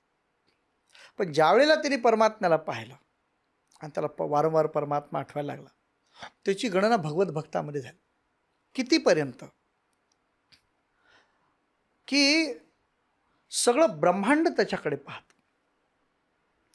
तो एक या जगतामध्ये सगळ्यात उच्च स्थितीला गेलेला भक्त आहे. त्याची प्रारंभिक स्थिती सकाम होती, पण तो म्हणल्यासारखं तो एवढ्या उंचीवर जाऊन पोहोचला की सगळं जग त्याच्याकडे पाहत, अशी त्याची स्थिती उत्पन्न झाली. पण तो सकाम होता. मला ध्रुवाच्या चरित्रातली एक गोष्ट फार आवडते, ते म्हणजे तो ब्रह्मलोकाला जे त्याच्या अढळ लोकाला जात असताना त्यांनी आपल्या आईला बरोबर नेलं. आईला बरोबर नेलं? हां, भागवतामध्ये नमूद केलं. तो जेव्हा त्याला घेऊन जायला देवदूत आले, त्यावेळेस त्यांनी सांगितलं की माझ्या विमानात मला आणखी एकाला घेऊन जायचं. ते म्हणले नाही नाही, ह्या विमानात एकालाच घेऊन जात आहेत. ध्रुव म्हणले जर असं असेल तर मग मी येणार नाही, मी माझ्या आईजवळ इथं राहील. तर मग तुम्ही आईसाठी राहताय का? ते म्हणले हां, मी माझ्या आईसाठी इथं राहत. नाही नाही, तसं असेल तर काही नाही. आम्ही येताना 2 विमानं आणले होते, एका विमानामध्ये तुमची आई बसली, ते बघा समोर विमान, म्हणून त्यांनी विमान दाखवलं. त्या विमानात आई बसती हे पाहिलं, आईचं विमान पुढे जातं हे पाहिलं, मग आपल्या विमानात बसून आईच्या बागोमाग गेले. म्हणजे आढळपदाकडे जात असताना सुद्धा आपली मातृभक्ती ती विसरली नाही. त्याच्या कारणाने सुद्धा मी त्यांना ध्रुव असं म्हणायला हरकत नाही असं मानतो. तर हे खूप छान विषय आहे, विचार आहे हा. आणि महाराज, त्याच प्रकारे आपण मग नवविधा भक्तीची चर्चा करताना भक्त प्रल्हादाची आपण चर्चा केली, त्यांच्याविषयी आपण थोडं हे केलं. पण त्यात एक विषय असा आहे की अत्यंत क्रूर संकटात आणि वडिलांच्या विरोधात असूनही हं. प्रल्हादाची भक्ती ही कशी भगवंतावर अचल राहिली हं. आणि निर्भय राहिली. हो कारण की असंख्य प्रकारचे त्रास दिले. बरोबर. राक्षस कुळात असून सुद्धा राक्षस प्रवृत्तीचे त्याचे जे पिता होते वडील आहे. त्यांनी त्याला वेगवेगळ्या प्रकारच्या वेदना दिल्या. हो पण इतक्या वेदना ते इतक्या लहान वयात दिल्यानंतरही तो थोडा सुद्धा डगमगला नाही आणि त्याची भक्ती ही वृद्धिंगत होत गेली, हो. त्याच्यात अजून वृद्धी झाली. तर त्याच्याबद्दल थोडं आम्हाला तुम्ही सांगू शकता का?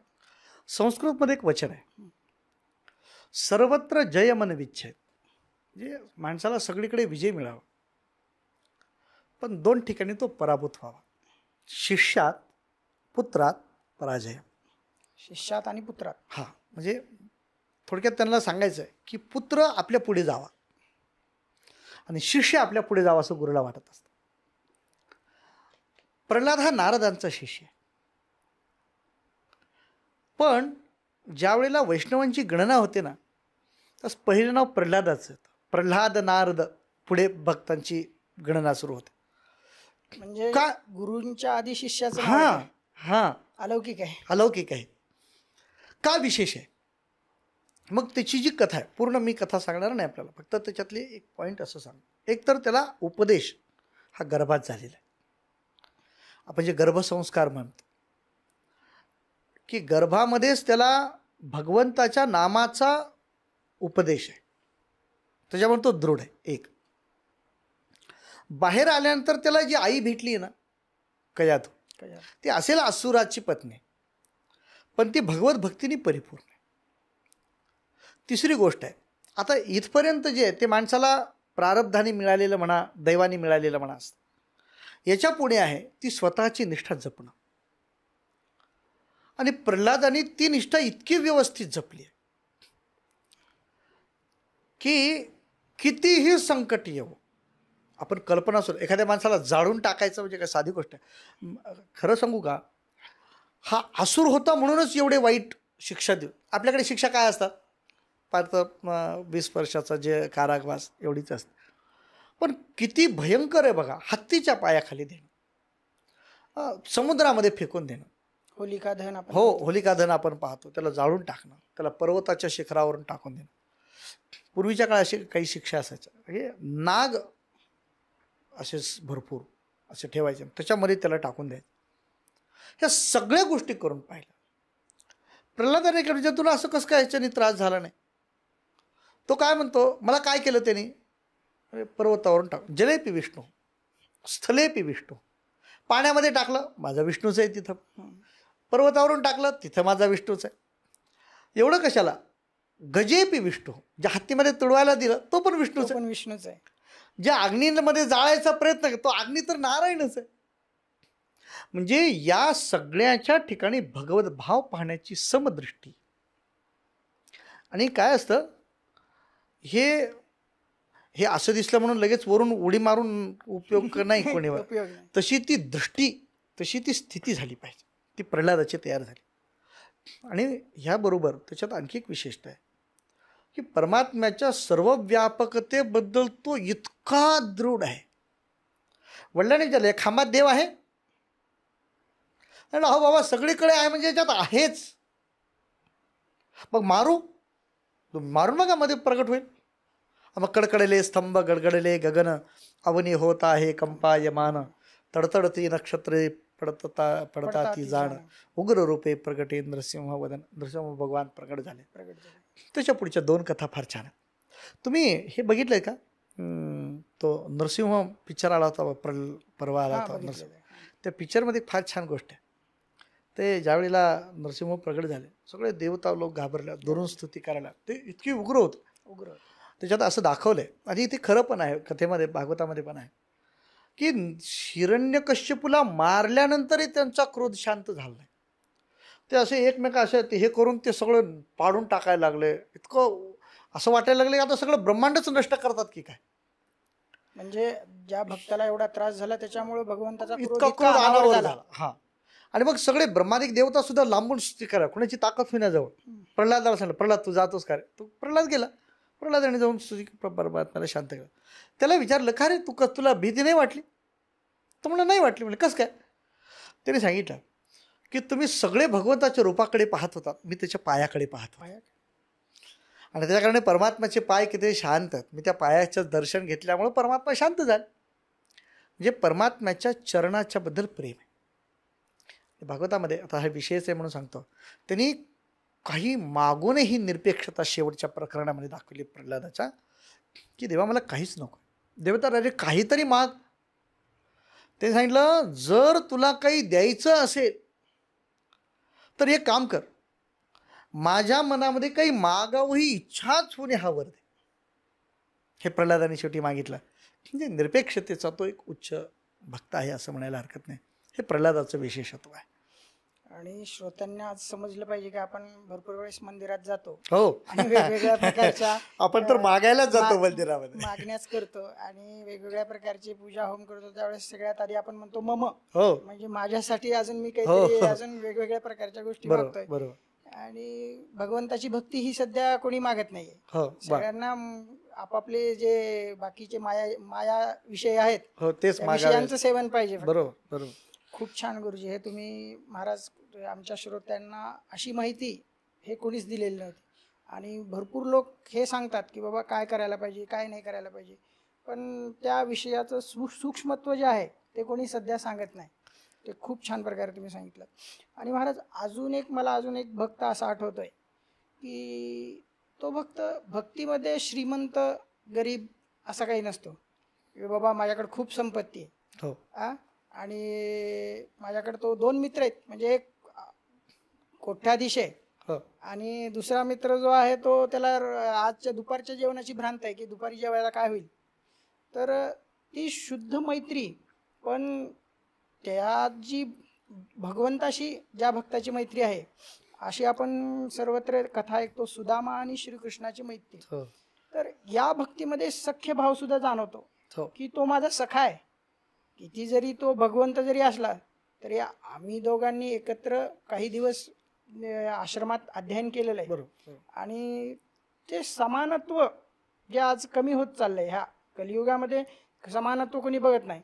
एखादा जर गरीब असला आणि त्याच्याकडे थोडी संपत्ती आली की त्याला अहंकार येतो, मग तो त्या मित्राला विसरतो. मग ते समानत्व काय दाखवतं आजच्या जगात? आम्ही भागवत कथेमध्ये जेव्हा सुदामचरित्र सांगतो तासन तास सांगतो, पण आपल्याला वेळेची खूपच मर्यादा आहे. एक 2-3 विषय आपल्या समोर ठेवतो. पहिला असा आहे, मी ऐकले एक दिवस रुक्मिणी भगवंत उठल्यानंतर ते पलंग साफ करत होते. त्या उशीवर त्याने हात ठेवला, उशी ओली लागली. त्यावेळेला का हो, पाणी सांडलं का उशाला ठेवलेलं? ते म्हणले नाही. उशी का ओली झाली? अगं काही नाही असं म्हटले परमा. तर ते दुसरं कोणी असतं तर सेवक असतं तर सोडून दिलं असतं, पण ही बायको आहे ना, रुक्मिणी आहे ना, तिने म्हणते मला माहिती आहे म्हणे, खरं सांगा काय झालं? अगं काही नाही, खरं सांगा म्हणते मी तुम्हाला. देव हसले. देवाला सांगितलं खरं सांगू का? मला माझ्या मित्राची आठवण झाली. म्हणजे मित्राच्या स्मरणाने उशी ओली होणे इतकं रडावं, हे दोघांचं सख्य. आता प्रश्न उभा राहतो, असं सख्य का? भागवताच्या अनुषंगाने जर विचार केला तर यांचं जे सख्य आहे ना, हे गुरुग्रहात तयार झालेलं आहे.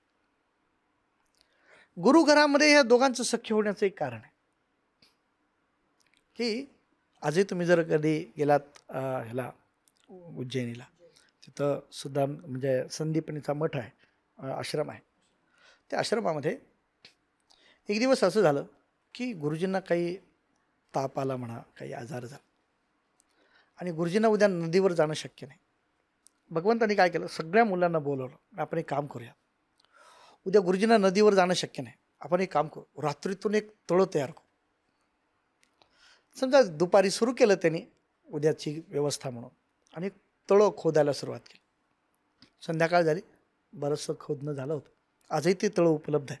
ते कृष्णानेच तयार केलं असं तिथं लिखित सुद्धा आहे. हां, भगवंताने. आणि 6 वाजता त्या मित्रांना हुडकत एक जण आला आणि जे काय करता तुम्ही हे? ते कृष्ण आणि बाकी सगळ्या सवंगड्यांनी सांगितलं की आम्ही गुरुजींच्यासाठी उद्या पाण्याची व्यवस्था करूया म्हणून तळं खोदतो. तर म्हणलं आहे एवढं करायची काय गरज आहे? तर म्हणे मग मी गुरुजींच्यासाठी अगोदरच 2 घागरी पाणी आणून ठेवले. देव म्हणले मी परमात्मा, ही गोष्ट मला का नाही कळाली?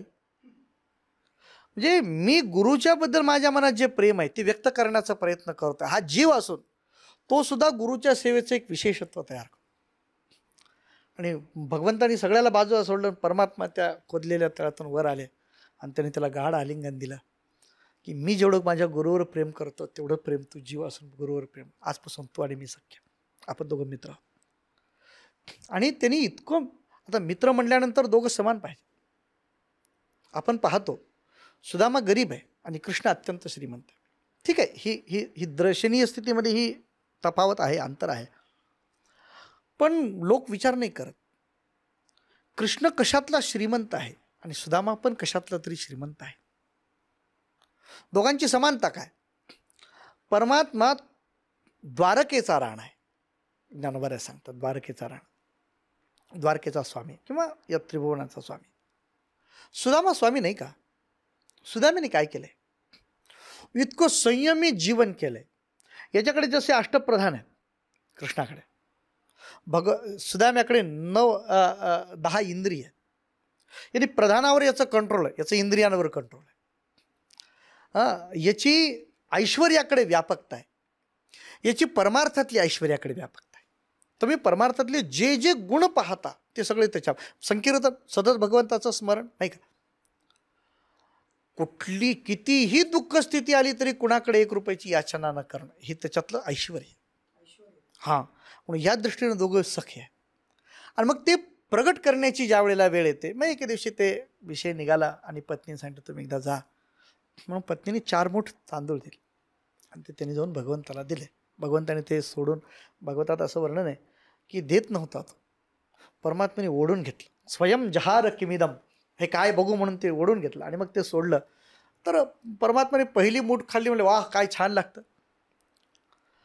रुक्मिणीने पाहिलं, सकाळी मी पोहे करून देते म्हणले तर मला म्हणले नको नको पित्त होतं, आणि आता पोहे खातात एवढ्या आनंदाने. म्हणलं कसं काय?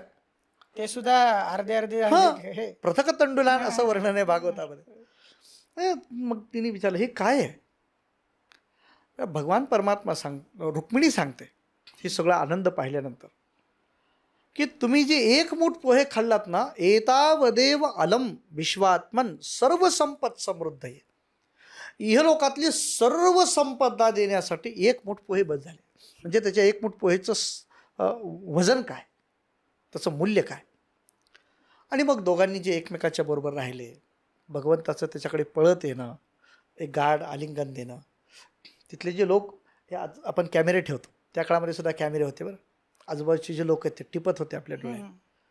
ते लोक म्हणतात या अवधूताने असं काय केलं असेल बरं, कुठं हा कुठं हे, पण तरी परमात्मा त्याला आलिंगन देत आहेत. आपल्या भागवतात असं वर्णन आहे, ज्या पलंगावर रुक्मिणी बसत नव्हती, फक्त परमात्मा बसायचे, रुक्मिणी तिथं बाजूला उभारून वारं घालायचं, त्या पलंगावर जवळ घेऊन त्याला बसतात आणि परमात्मा गप्पा मारतात. हे जे दोघांचं सख्यत्व आहे, म्हणजे सख्यत्वाच्या भूमिकेमध्ये सुदामदेवासारखं सख्य फार कठीण आहे.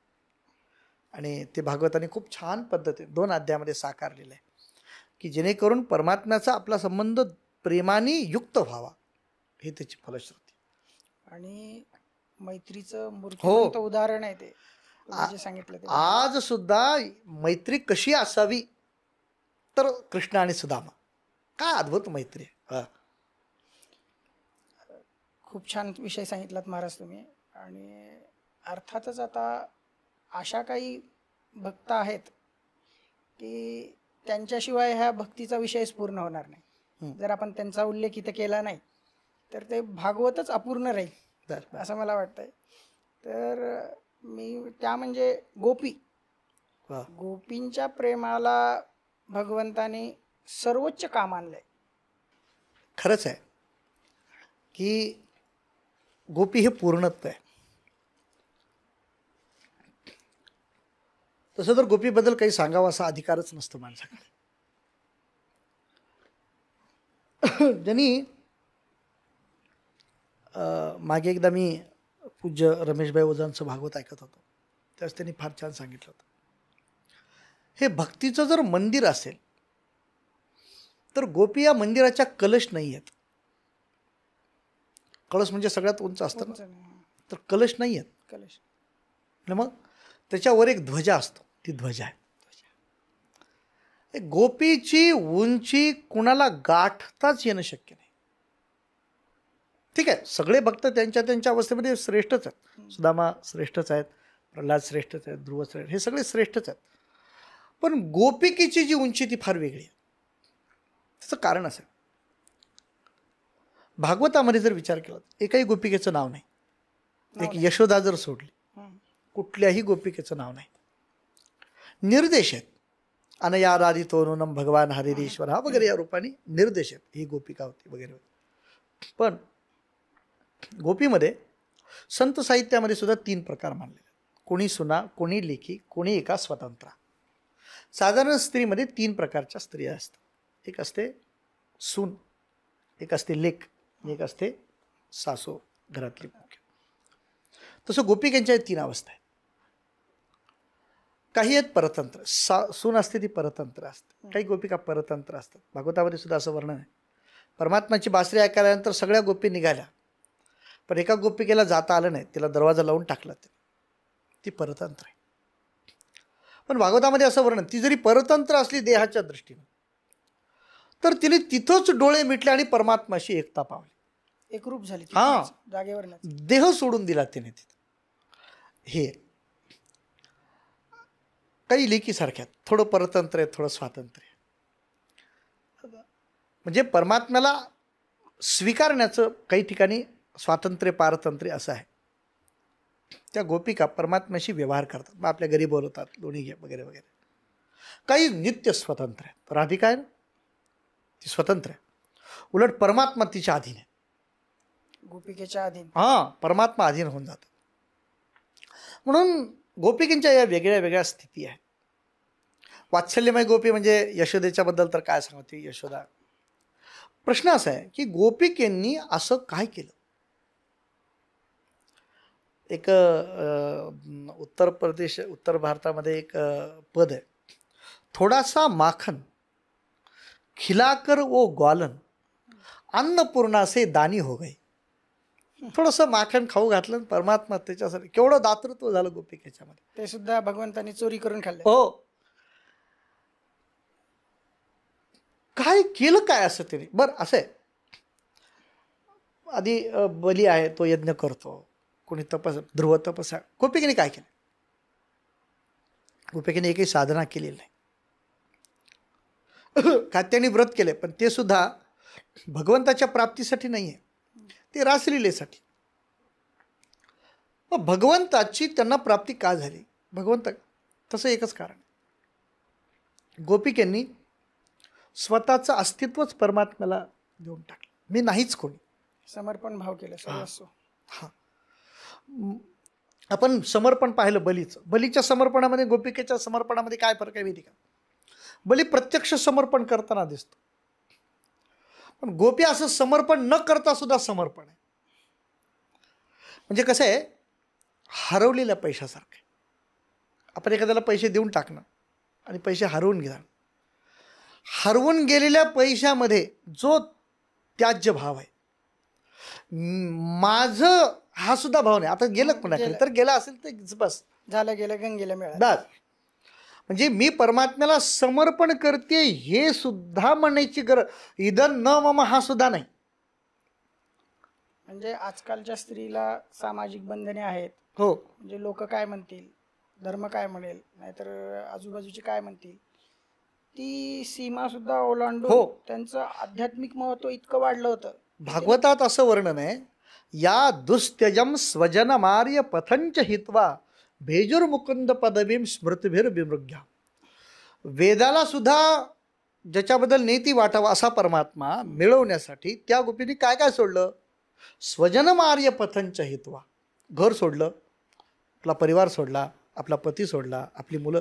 भागवतात असं वर्णन, काही ठिकाणी असं वर्णन आहे की त्या घरातून निघाल तेव्हा मुलगा बोलायला लागला, आई आई आई, सोडून दिलं ते. कोणते कोणते कामं सांगितले सोडताना, पतीची सेवा सोडली, मुलाचं लालन पालन सगळं सोडून दिलं त्याने. म्हणजे हे सगळं सोडणं अत्यंत कठीण असताना सुद्धा सोडलं हे त्यांचं. आणि गोपिकांच्याबद्दल असं वर्णन आहे, गोपी इतक्या व्यवहाराच्या दृष्टीने इतक्या अडाणी होत्या म्हणे. एक तुकोबारांचा एक शब्द आहे, गोपिका त्या ताकटी. ताकटी म्हणजे साधारण आपण काही चहा वगैरे पिलं की कधी कधी इकडं पाणी येतं, हे येतं, सो ते त्या काळात ताक प्यायचे. ताक पिल्यानंतर ओघळे यायचे, आपण काय करतो ते पुसून टाकतो आला तर. त्या गोपिकेनं ओघळ पुसावं हे सुद्धा ज्ञान नव्हतं. त्या ओघळाचे सुद्धा असे डाग पडलेले, इतक्या सामान्य होतं. पण त्यांनी जे केलं, कबीरदासांना विचारलं, काय महाराज खरंच तुमची भक्ती, काय तुमची भक्ती? ते म्हणले, अरे काय सांगत बसलास, एक गोपिके प्रेम में बह गए कोट कबीर, कोटी कबीर त्याच्यात वाहून जातील. म्हणून नारदाने जी भक्तीची व्याख्या केली, नारदस्तु तदर्पिता तद अखिलाचारिता तद विस्मरणे परम व्याकुलता, ही भक्तीची व्याख्या केली. तदर्पिता सगळं समर्पण, मग अशी मी सांगितलं गोपिकेने, तो म्हणजेच माझं सर्वस्व. आणि तद विस्मरणे परम व्याकुलता, एक क्षणभर सुद्धा परमात्मा गेल्यानंतर व्याकुळ होतात. ही भक्तीच्या व्याख्यामध्ये ही व्याख्या केली. त्याला विचारलं की मग ह्याच्यावर दृष्टांत काय, तर यथा व्रज गोपिकाना, व्रजातल्या गोपी हे त्याचं दृष्टांत आहे. एका गोपिकेची काही काही कथा आहेत भागवतामध्ये. एक गोपी असते, ती देवाला फळं द्यायला आहेत. 2 श्लोकाचं चरित्र भागवत.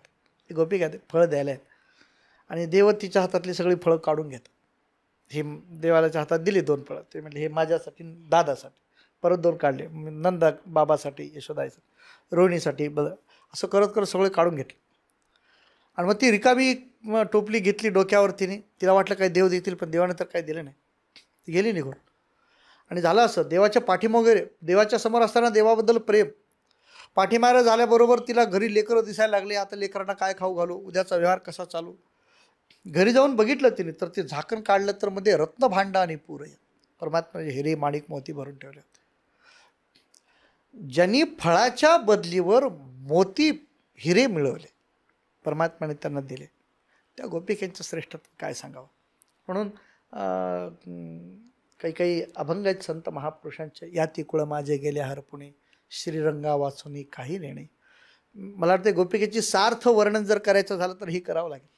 याती कुळ हे सगळं हरपून गेलं, देवाच्या शिवाला काही माहीत नाही. पण शिकवलं तर किती हो शिकवाल तुम्ही मज वेळोवेळा, मी तया गोवळा रतली. तुम्ही मला किती जरी शिकवलात तर परमात्म्याच्या प्रेमाशिवाय, भक्तीशिवाय मला काही कळणंच शक्य नाही. ते म्हणजे मग जेव खात्री अष्टभोग भोगणे माते नाही चाड, भक्ती प्रेम गोड लेले गे. सुगंधम वनिता वस्त्रम गीतम तांबूल भोजनम शय्याच कुसुमंचे, हे अष्टभोग सांगितलेले आहेत. अष्टभोगाबद्दल सुद्धा मला काहीच प्रेम नाही. का? कारण भक्ती मी माझ्या अंतःकरणात परमात्म्याची धारण केली आहे. म्हणून बाप रखुमादेवीवरू जीवीचा जिव्हाळा, काही केल्या वेगळा नव्हे. परमात्मा आणि गोपी वेगळ्या नाहीच आहे. मी म्हणजे तुम्हाला शेवटचा स्टेप सांगतो, त्याचा म्हणजे लक्षात येईल. ज्यावेळेला उद्धव मोक्ष ह्याला निघाले, भगवंतांनी निर्याण वगैरे केल्यानंतर जेव्हा बद्रीनाथला निघाले, त्याला सांगितलं देवाने की तू बद्रीनाथला जा. निघाले. जाताना त्याच्या मनात सहज विचार झाला की आपण जाता जाता राधिकेला सांगावं तरी भगवंताचं निर्याण झालं म्हणून ते वृंदावनला आलं. आणि मग तिने कुठे राधिका पाहिला आणि राधेच्या जवळ येऊन राधेला नमस्कार केला. राधेने विचारलं, काय उद्धव आज इकडं कुठं, देवाला सोडलंत कुठं? म्हणलं, अगं काय सांगू, एक वाईट खबर आहे. तर म्हणले, काय आणि कसं सांगू? ते म्हणले, सांगा ना, जे काय असेल ते सांगा. परमात्मा निजधामाला गेला. राधिका हसायला लागले. उद्धवाने विचारलं, काय झालं हसायला? देव निजधामाला गेले म्हणजे उद्धव रडू यायला पाहिजे तुम्हाला? म्हणजे नाही उद्धव. का बरं, काय झालं? तो एक काम कर म्हणे, तू माझ्याकडे पाहतोस ना, माझ्या बाजूला पहा बरं. तर राधिकेच्या उजव्या बाजूला बघितलं तर साक्षात कृष्ण दिसले. याचा अर्थ असा आहे, कदाचित द्वारकेतून परमात्मा जाऊ शकतात, पण गोपीपासून परमात्मा कधी जात नाहीत. हे गोपिकेंचं जे अलौकिक आणि अविच्छिन्न प्रेम आहे. बस त्याच्यासमोर केवळ नतमस्तक व्हा. खूप छान पद्धतीने महाराज तुम्ही आमच्या श्रोत्यांना समजून सांगितलं की भक्तीचं स्वरूप असू द्या की भक्तीच म्हणजे गोपी. भक्तीचं दुसरं नाव असलं तर हो, आपण हो. काही जर भक्तीबद्दल जर वा. कोणाला जाणून घ्यायचं असलं तर त्यांनी गोपींबद्दल जाणून घ्यावं, बस बस म्हणजे तुम्हाला आपोआप वा. भक्ती कळून जाईल. तर मला ह्या भक्तीमध्ये सुद्धा काही लोक सकाम भक्ती करतात, काही लोक निष्काम भक्ती करतात. आपण जे काही भक्तांचं चरित्र आता हे आपण बघितलं, तर काही सकाम होते, काही निष्काम होते. ह्याच्यातलं तुम्ही काही सांगू शकतात का महाराज? नाही, कसं आहे त्याच्यामध्ये, म्हणून भक्तिशास्त्रामध्ये एक फार मजा आहे बरं. भक्ती दोन प्रकारची, एक आहे साधन भक्ती आणि एक आहे साध्य भक्ती. काहीतरी अपेक्षा ठेवून केलेली असते ती साधन भक्ती, म्हणजे ती भक्तीच आहे, फक्त त्याचं नाव साधन भक्ती.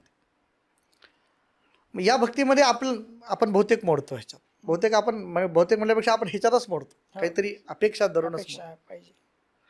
पण शेवटी हा मार्ग आहे ना, याला आपण त्या मार्गावरून चालू लागला. हम भी पाएंगे कभो प्रभू को कभी ना कभी, या अपेक्षेप्रमाणे आपल्यालाही कधीतरी ती साध्य, म्हणून ती साध्य भक्ती आहे. गोपिका वगैरे ती साध्य भक्तीवरच्या गोपिका आहेत. खूप श्रेष्ठत्व आहे त्यांचं. महाराज, आपण भक्तीविषयी एवढी चर्चा केली. भक्तीचा आणि श्रीकृष्णाचा संबंध तर आपण पाहिला कसा आहे. हो. भक्ताचं आणि भगवंताचं नातं काय आहे ते वेगवेगळ्या रूपाने आपण आता हे केलं. हो. पण श्रीमद भागवतम हा जो ग्रंथ आहे, म्हणजे त्याला आपण श्रीमद भागवत असं म्हणतो, आणि त्याचा जे पूर्ण सारांश आहे असा मी ऐकलं आहे की 10व्या स्कंदात हे खूप आहे की भरपूर लोक असं म्हणतात की फक्त 10व्या स्कंदाचं श्रवण करावं, नाही तर त्याचं वाचन करावं, नाही तर त्याचं चिंतन करावं. आणि असंख्य लीला त्याच्यात, त्या 10व्या स्कंदाचं महत्त्व काय, एवढं काय, ते कसं काय सगळ्यांना एवढं का प्रिय आहे? वा. तुमचा जो प्रश्न आहे ना, खूप खूप छान, तुम्ही खूप छान पद्धतीने प्रश्न निवडलेत बरं. कारण प्रश्न विचारल्यावर सुद्धा म्हणजे लक्षात येतं की तुम्ही ह्याच्यावर आधी पूर्ण चांगला अभ्यास केलेला आहे. तरी काय आहे, आपण कृष्णाच्या वेगळ्या वेगळ्या मूर्ती पाहतो.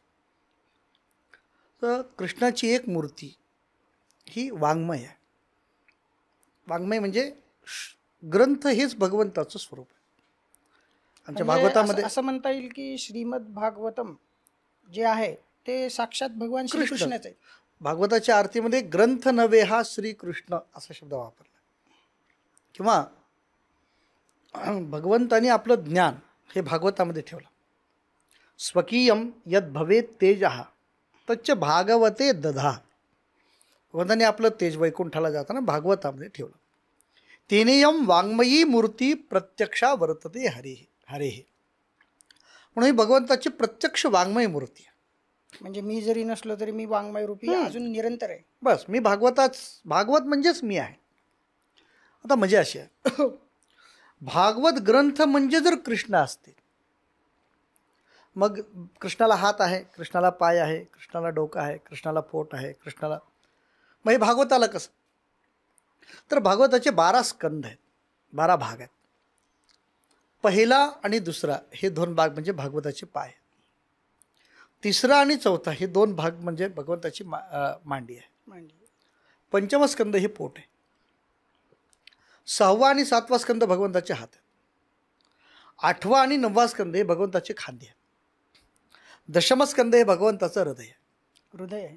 हां. 11 स्कंद भगवंताचं मुख आहे आणि 12वा स्कंद हे भगवंताचं मस्तक आहे. हे झालं भगवंताचं सगळं स्वरूप. आता शरीरामध्ये सगळ्यात मुख्य जर काय असतं तर ते हृदय असतं. कारण हृदय चालू असेल तर बाकी सगळ्या गोष्टी आहेत. म्हणून हे भगवंताचं हृदय आहे. थोडक्यात 10म स्कंद म्हणजे तुम्ही जे विचारलं ते म्हणजे साक्षात भगवंताचं हृदय आहे. त्याच्या कारणाने 10म स्कंदाला विशेष महत्त्व आहे. आणि 10म स्कंदात काही अशा लीला आलेल्या आहेत भगवंताच्या, हो, की त्या आज सुद्धा आपण उदाहरणामध्ये सांगतो की माखन चोरी भगवंताने केली. त्याच्याबद्दल काही सांगा महाराज. कृष्ण आणि माखन चोरी ह्या दोघांचं इतकं ऐक्य आहे. सगळ्याला कृष्ण जो आवडतो तो माखनचोरच आवडतो. किंबहुना आपण आपापल्या घरामध्ये बघा, एक कृष्णाची मूर्ती असते, त्याला आपण रंगनाथ म्हणतो किंवा बाळकृष्ण म्हणतो. तो कसा असतो, तो लंगडा असतो, काही जण त्याला लंगडा कृष्ण असं पण म्हणतो. आणि त्याच्या हातामध्ये एक गोळा असतो लोण्याचा, तो भगवंताने चोरलेला असतो. हे भगवंताचं सगळ्यात आवडतं रूप आहे भक्तांना. आता प्रश्न असा आहे, भगवंतानी ही लोण्याची चोरी का केली? असं चोरायचंच असेल तर सोनं चोरलं असतं, सोनं चोरलं असतं. नाही का, पैसा चोरला असता, लोणी चोरलं. लोण्याला एक शब्द आहे गोरस. गोरस. हां, म्हणजे गाईच्या मध्ये ज्या काही गोष्टी तयार होतात त्याच्यातला सगळ्यात श्रेष्ठ रस गोरस. भागवतामध्येच अशी कथा आहे की एक दिवस भगवंतानी आईला विचारलं, आई तुला मी आवडतो का ग? हे लहान लेकरं तर कधी पण विचार, आई मी तुला आवडतो का? तसं देवाने विचारलं, आई मी तुला आवडतो म्हणे. हां. खूप आवडतो? तुम्हाला हां खूप आवडतोस. खूप म्हणजे किती आवडतोस? आणि झालं तुला खरं सांगू का, तू इतकं आवडतोस की तुझ्याशिवाय मला दुसरं काहीच आवडत नाही.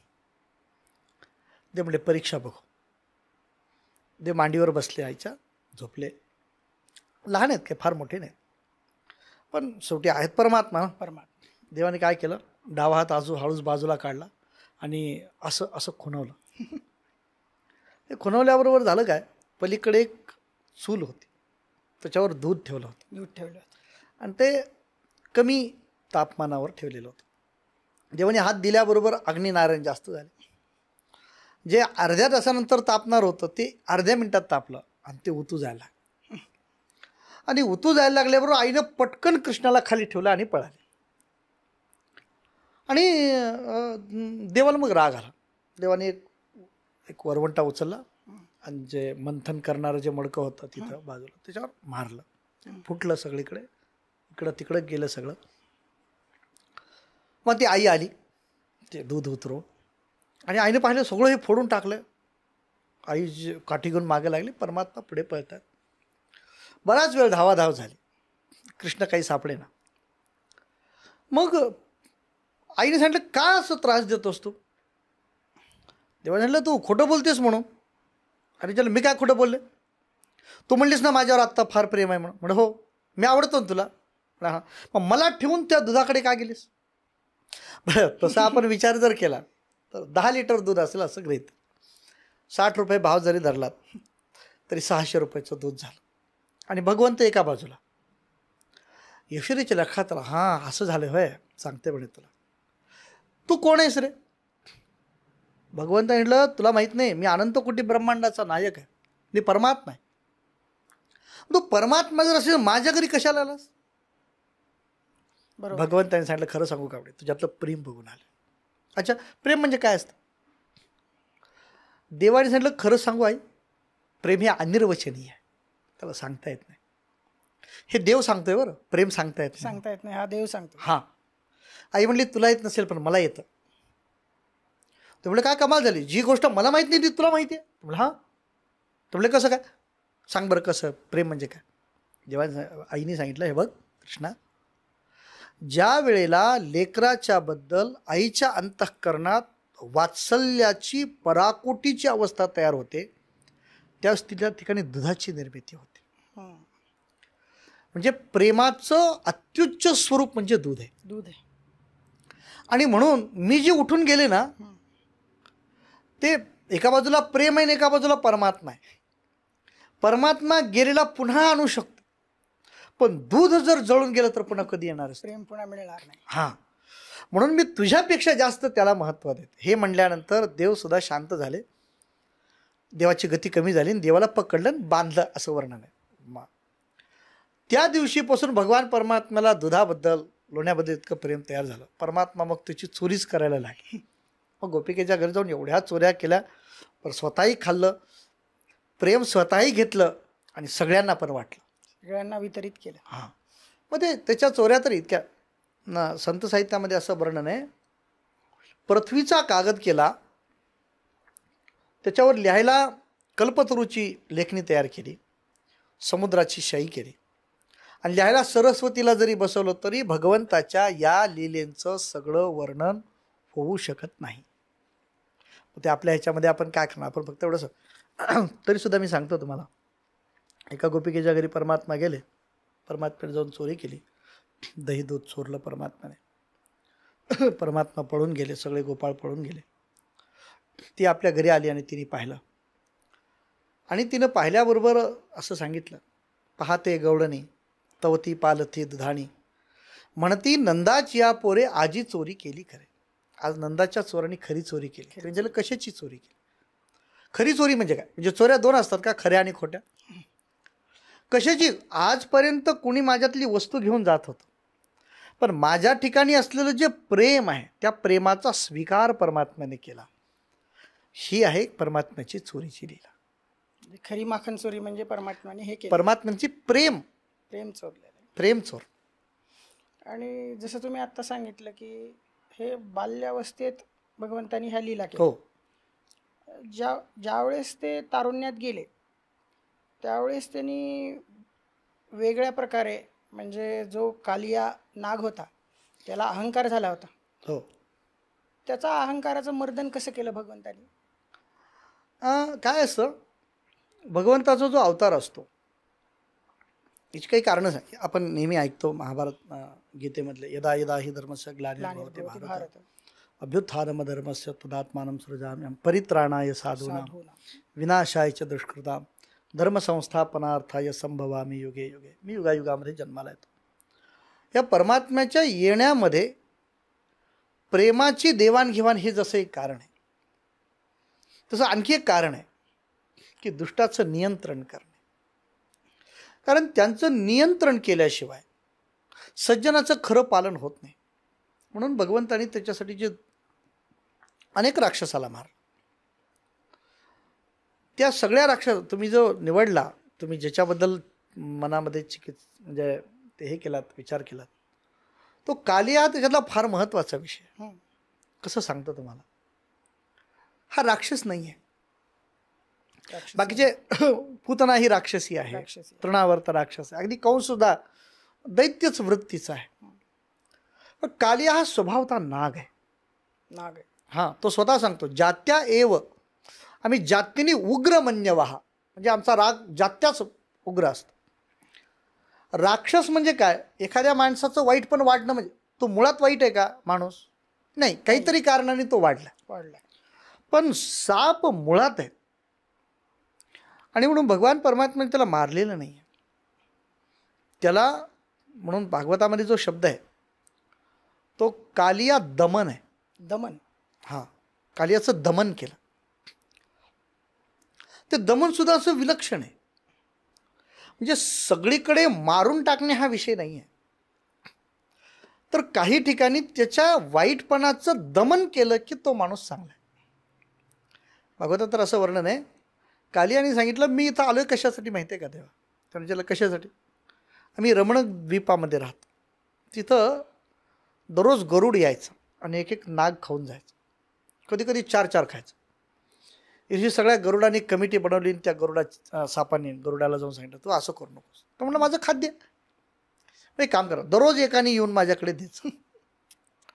मग सगळ्यांनी विचार केला, चला एका वर्षात एक जर मरत, तसंही माणूस एखादा मरतो तर एक देऊ आपण, पण बाकी तर दिवस निर्भयतेने राहता येते. कालियाची पाळी आली. आता उद्या तुझ्या घरचा माणूस पाठवायचा आहे. बरं, कालियाने विचार केला, आज आपण इथून पळून जायचं, आणि तो या सरोवरामध्ये येऊन राहिला, कारण इथं गरुडाला येण्यासाठी मज्जा होती. बरं, इथं आल्यानंतर तो स्वस्त बसत नाही. आपल्याला तिथं मरण होतं त्यापेक्षा इथं आलोय तर इथं तर कुणाला त्रास. हा तिथलं पाणी विषारी करून आजूबाजूचे पशु वगैरे सगळे मारून टाकत होता. भगवंतांनी सांगितलं, मग आता तुला इथून जावं लागेल. तो म्हणला, मी इथून जर गेलो तर तो गरुड मला खाईल. तेव्हा सांगितलं, तसं नको करू म्हणे, तुला काही करणार नाही गरुड. म्हणजे कसं काय? मी तुझ्या फणांवर नाचलोय, तुझ्या प्रत्येक फणावर माझ्या पायाची चिन्ह आहे. तू फक्त तुझा दिवस आला की गरुडाच्या जवळ जायचं आणि फक्त नमस्कार करायचा फणाखाली. तुझ्या डोक्यावरचं त्याचं चिन्ह पाहिल्याबरोबर गरुड म्हणेल की हा माझ्या देवाचा भक्त आहे. म्हणजे एका बाजूला त्याची क्रोध वृत्ती शमवली आणि त्याला परमात्म्याचा भक्त करून आपलं त्याच्यावर चरणचिन्ह ठेवलं. ही भगवंताची कृपा आहे. भगवान परमात्मा सांगतात जर तुमच्या अंतर हे हे हे कशाचं प्रतिनिधित्व आहे? हे आपल्यातल्या विकाराचं प्रतिनिधित्व आहे, विकारच. आपल्यातल्या उच्छृंखल इंद्रियाचं प्रतीक आहे. परमात्मा सांगतात त्या सगळ्यांना संयमित करून त्याच्यावर माझ्या पावलाचं अंकित करा. म्हणजे वाणीला वाणी वाईट बोलते का, माझ्या नामाचं त्याच्यावर अंकित करा. डोळे वाईट ठिकाणी जातात का, माझ्या दर्शनाने अंकित करा. कान काही ऐकतात का, माझ्या गुणानुवर्णनाने त्याला अंकित करा. म्हणजे त्याला संयमित करा. याचं प्रतिनिधित्व करणारे हे कालिया नागाचे लीला आहे.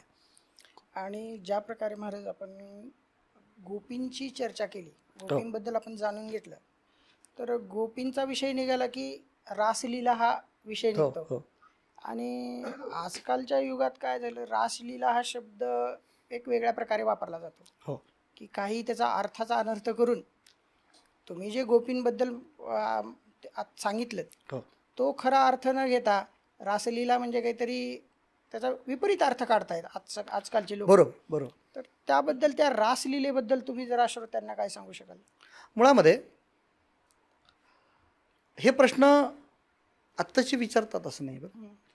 शुकाचार्यांना सुद्धा राजा परीक्षितीने हा प्रश्न विचारलेला आहे. विचारलाय? हां, भागवतामध्ये. त्याचं कारण आहे, मुळामध्ये प्रेम आणि वासना हे हे समान दृश्य आहे.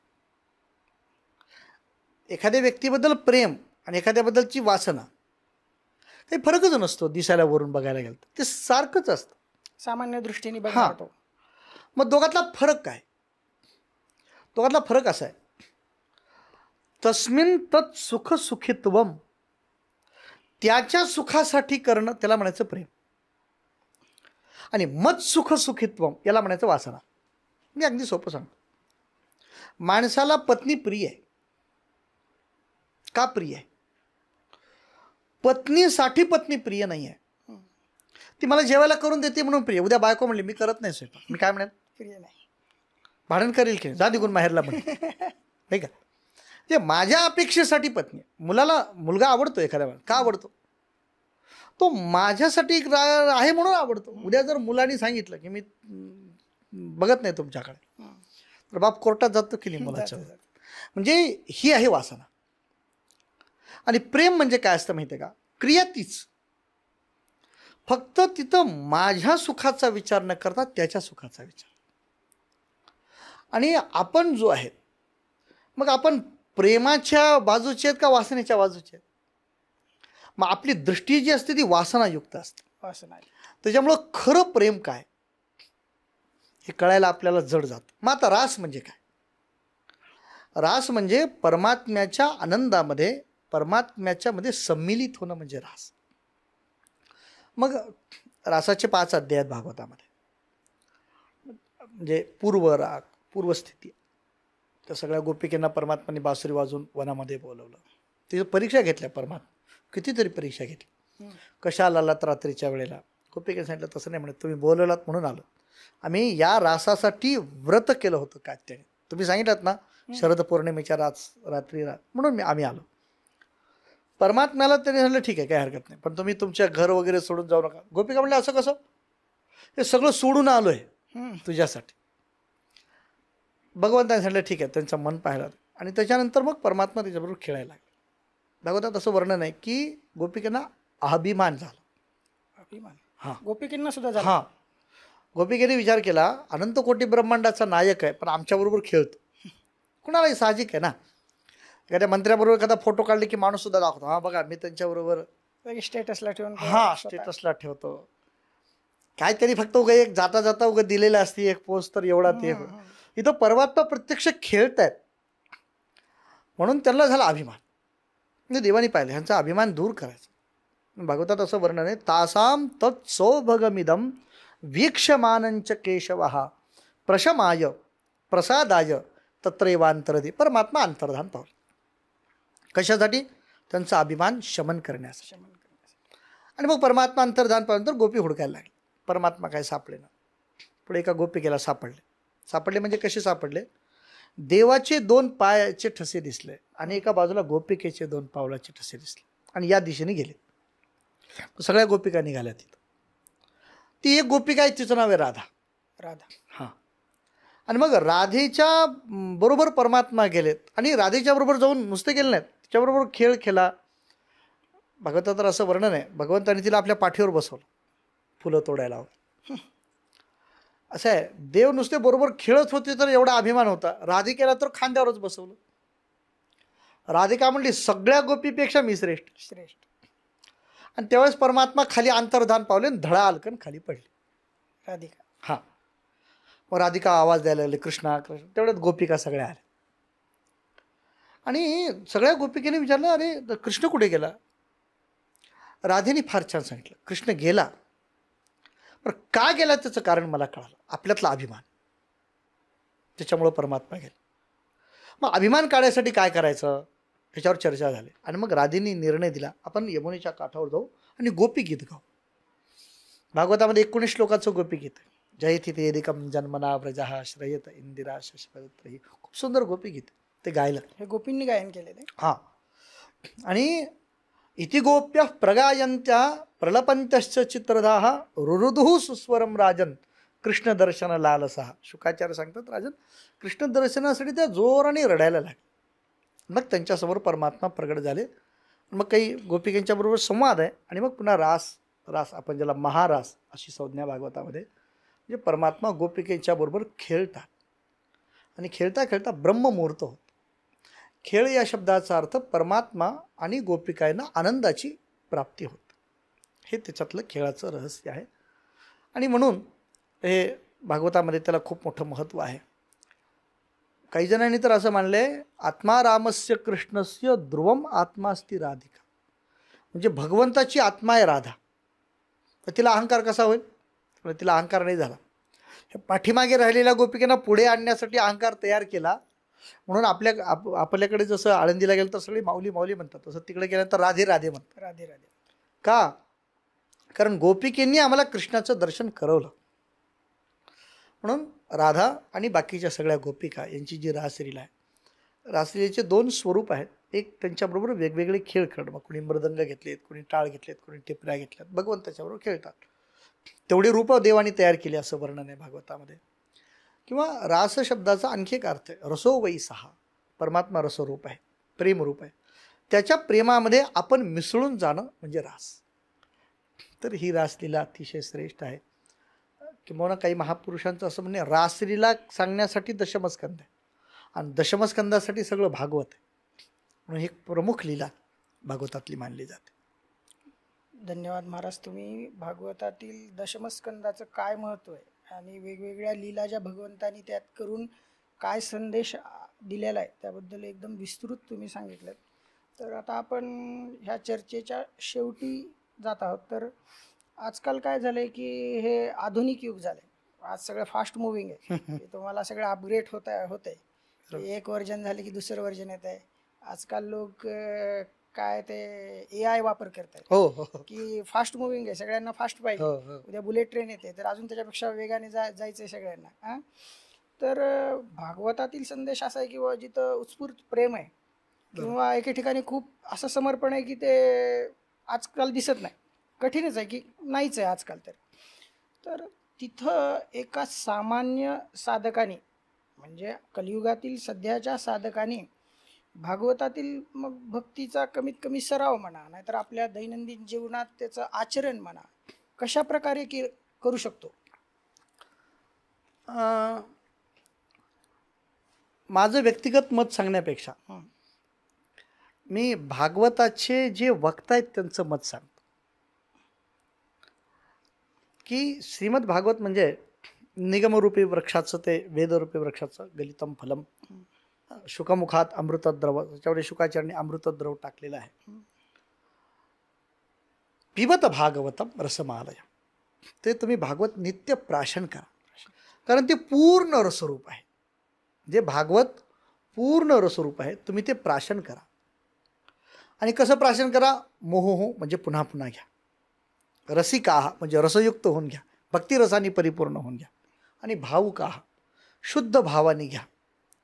मला वाटते भागवताचा हा संदेश, तदेव रम्यम रुचिरम नवम नवम तदेव शश्वन्मनसा महोत्सव. भागवत हे नवीन आहे, नवम नवम आहे. म्हणजे पुन्हा पुन्हा ऐकल्यानंतर ते अजून रुची वाढते हां त्याची. आणि तसं ते स्वादुवर्धन नित्य गोड आहे म्हणून त्याला पुन्हा पुन्हा प्राशन करणं त्याच्याने काय होईल तर आपल्या अंतःकरणात भागवतामध्ये असं वर्णन केले श्रद्धा रतीर भक्ती रणुक्रमिष्यती. पहिल्यांदा श्रद्धा, पहिल्यांदा भागवत ऐकले की श्रद्धा उत्पन्न होते, त्याच्यानंतर भागवत ऐकलं की रती उत्पन्न होतं आणि तिसऱ्यांदा भागवत ऐकले की भक्ती उत्पन्न होतं.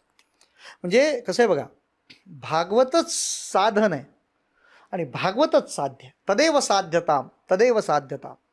म्हणून सदासेव्या श्रीमद भागवती कथा यस्या श्रवण मात्रेण हरिश्चित्तम समाश्रयेत असं सनत कुमारांनी सांगितलेलं आहे. तर हे भागवत आपण नित्य ऐकलं पाहिजे आणि मला सुद्धा खूप आनंद झाला. आपण खूप छान हे एक नियोजन केलेलं आहात. मी तर जे कोणी या यूट्यूबच्या माध्यमातून फेसबुकच्या माध्यमातून हे पाहतात त्यांना असं विनंती करेन की अशा वेगवेगळ्या प्रकारच्या मुलाखती वगैरे या चॅनलवर होतात, तुम्ही त्यांना सबस्क्राईब करा, लाईक करा, त्याच्याबद्दल चांगल्या कमेंट करा, जेणेकरून आमचे श्रीधर गुरुजी हे जे करत आहेत तेवढं छान कार्य तिला प्रोत्साहन होईल. आपल्याला भागवत ऐकण्यासाठी बाहेर कुठं जावं लागतं, पण हे घरामध्ये भागवत येतं. मी तर असं म्हणतो घरामध्ये येण्यापेक्षा हातात येतं, कारण आपण मोबाईल जवळ घेऊन पाहू शकतो, ऐकू शकतो. तर ही चांगली चर्चा, अशा अनेक चर्चा या ठिकाणी होतात. मी वाचकांना सुद्धा, ऐकणाऱ्या लोकांना सुद्धा विनंती करतो यांनी याचा निश्चित स्वीकार करावा. मी तुम्हाला विशेष धन्यवाद देतो. प्रश्न विचारणारे भरपूर असतात, पण एवढे चांगले, एवढे विचारपूर्वक प्रश्न विचारणार, मला असं वाटलं होतं की मला काही प्रश्न सांगावे लागतील, पण तुम्ही इतके सुंदर प्रश्न विचारलात. मी खरंच तुम्हाला सुद्धा धन्यवाद देतो. धन्यवाद महाराज.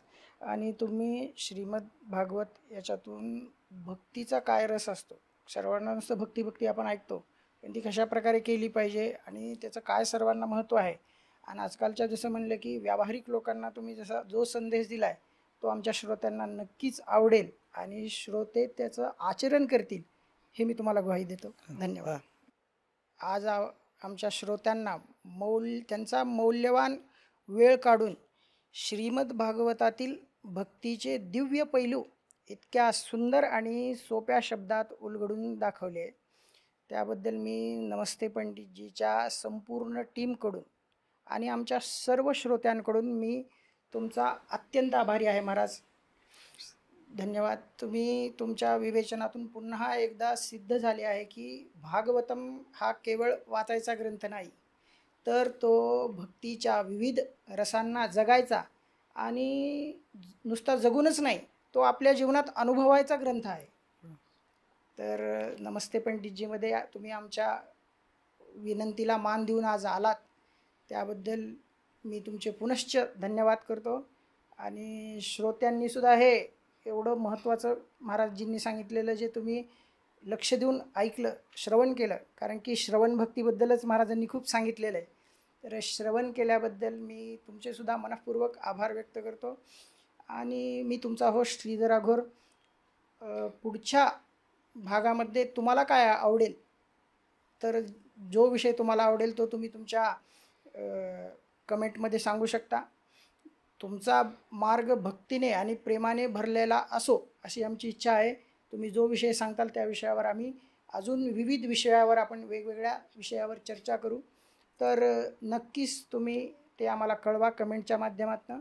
आणि आमच्या चॅनलला सबस्क्राईब करा, लाईक करा आणि सर्व धर्मप्रेमी लोकांसोबत हा व्हिडिओ शेअर करा, जेणेकरून ज्यांना 7 दिवस श्रीमद भागवत हे ऐकण्याची संधी उपलब्ध होत नाही त्यांना सारांश रूपाने सुद्धा श्रीमद भागवतातील भक्तीचं सारांश ह्याच्यातले त्यांनी 5 मिनिट जरी श्रवण केले तरी ती चर्चा श्रवण भक्ती त्यांची व्हावी अशीच आमची इच्छा आहे. धन्यवाद.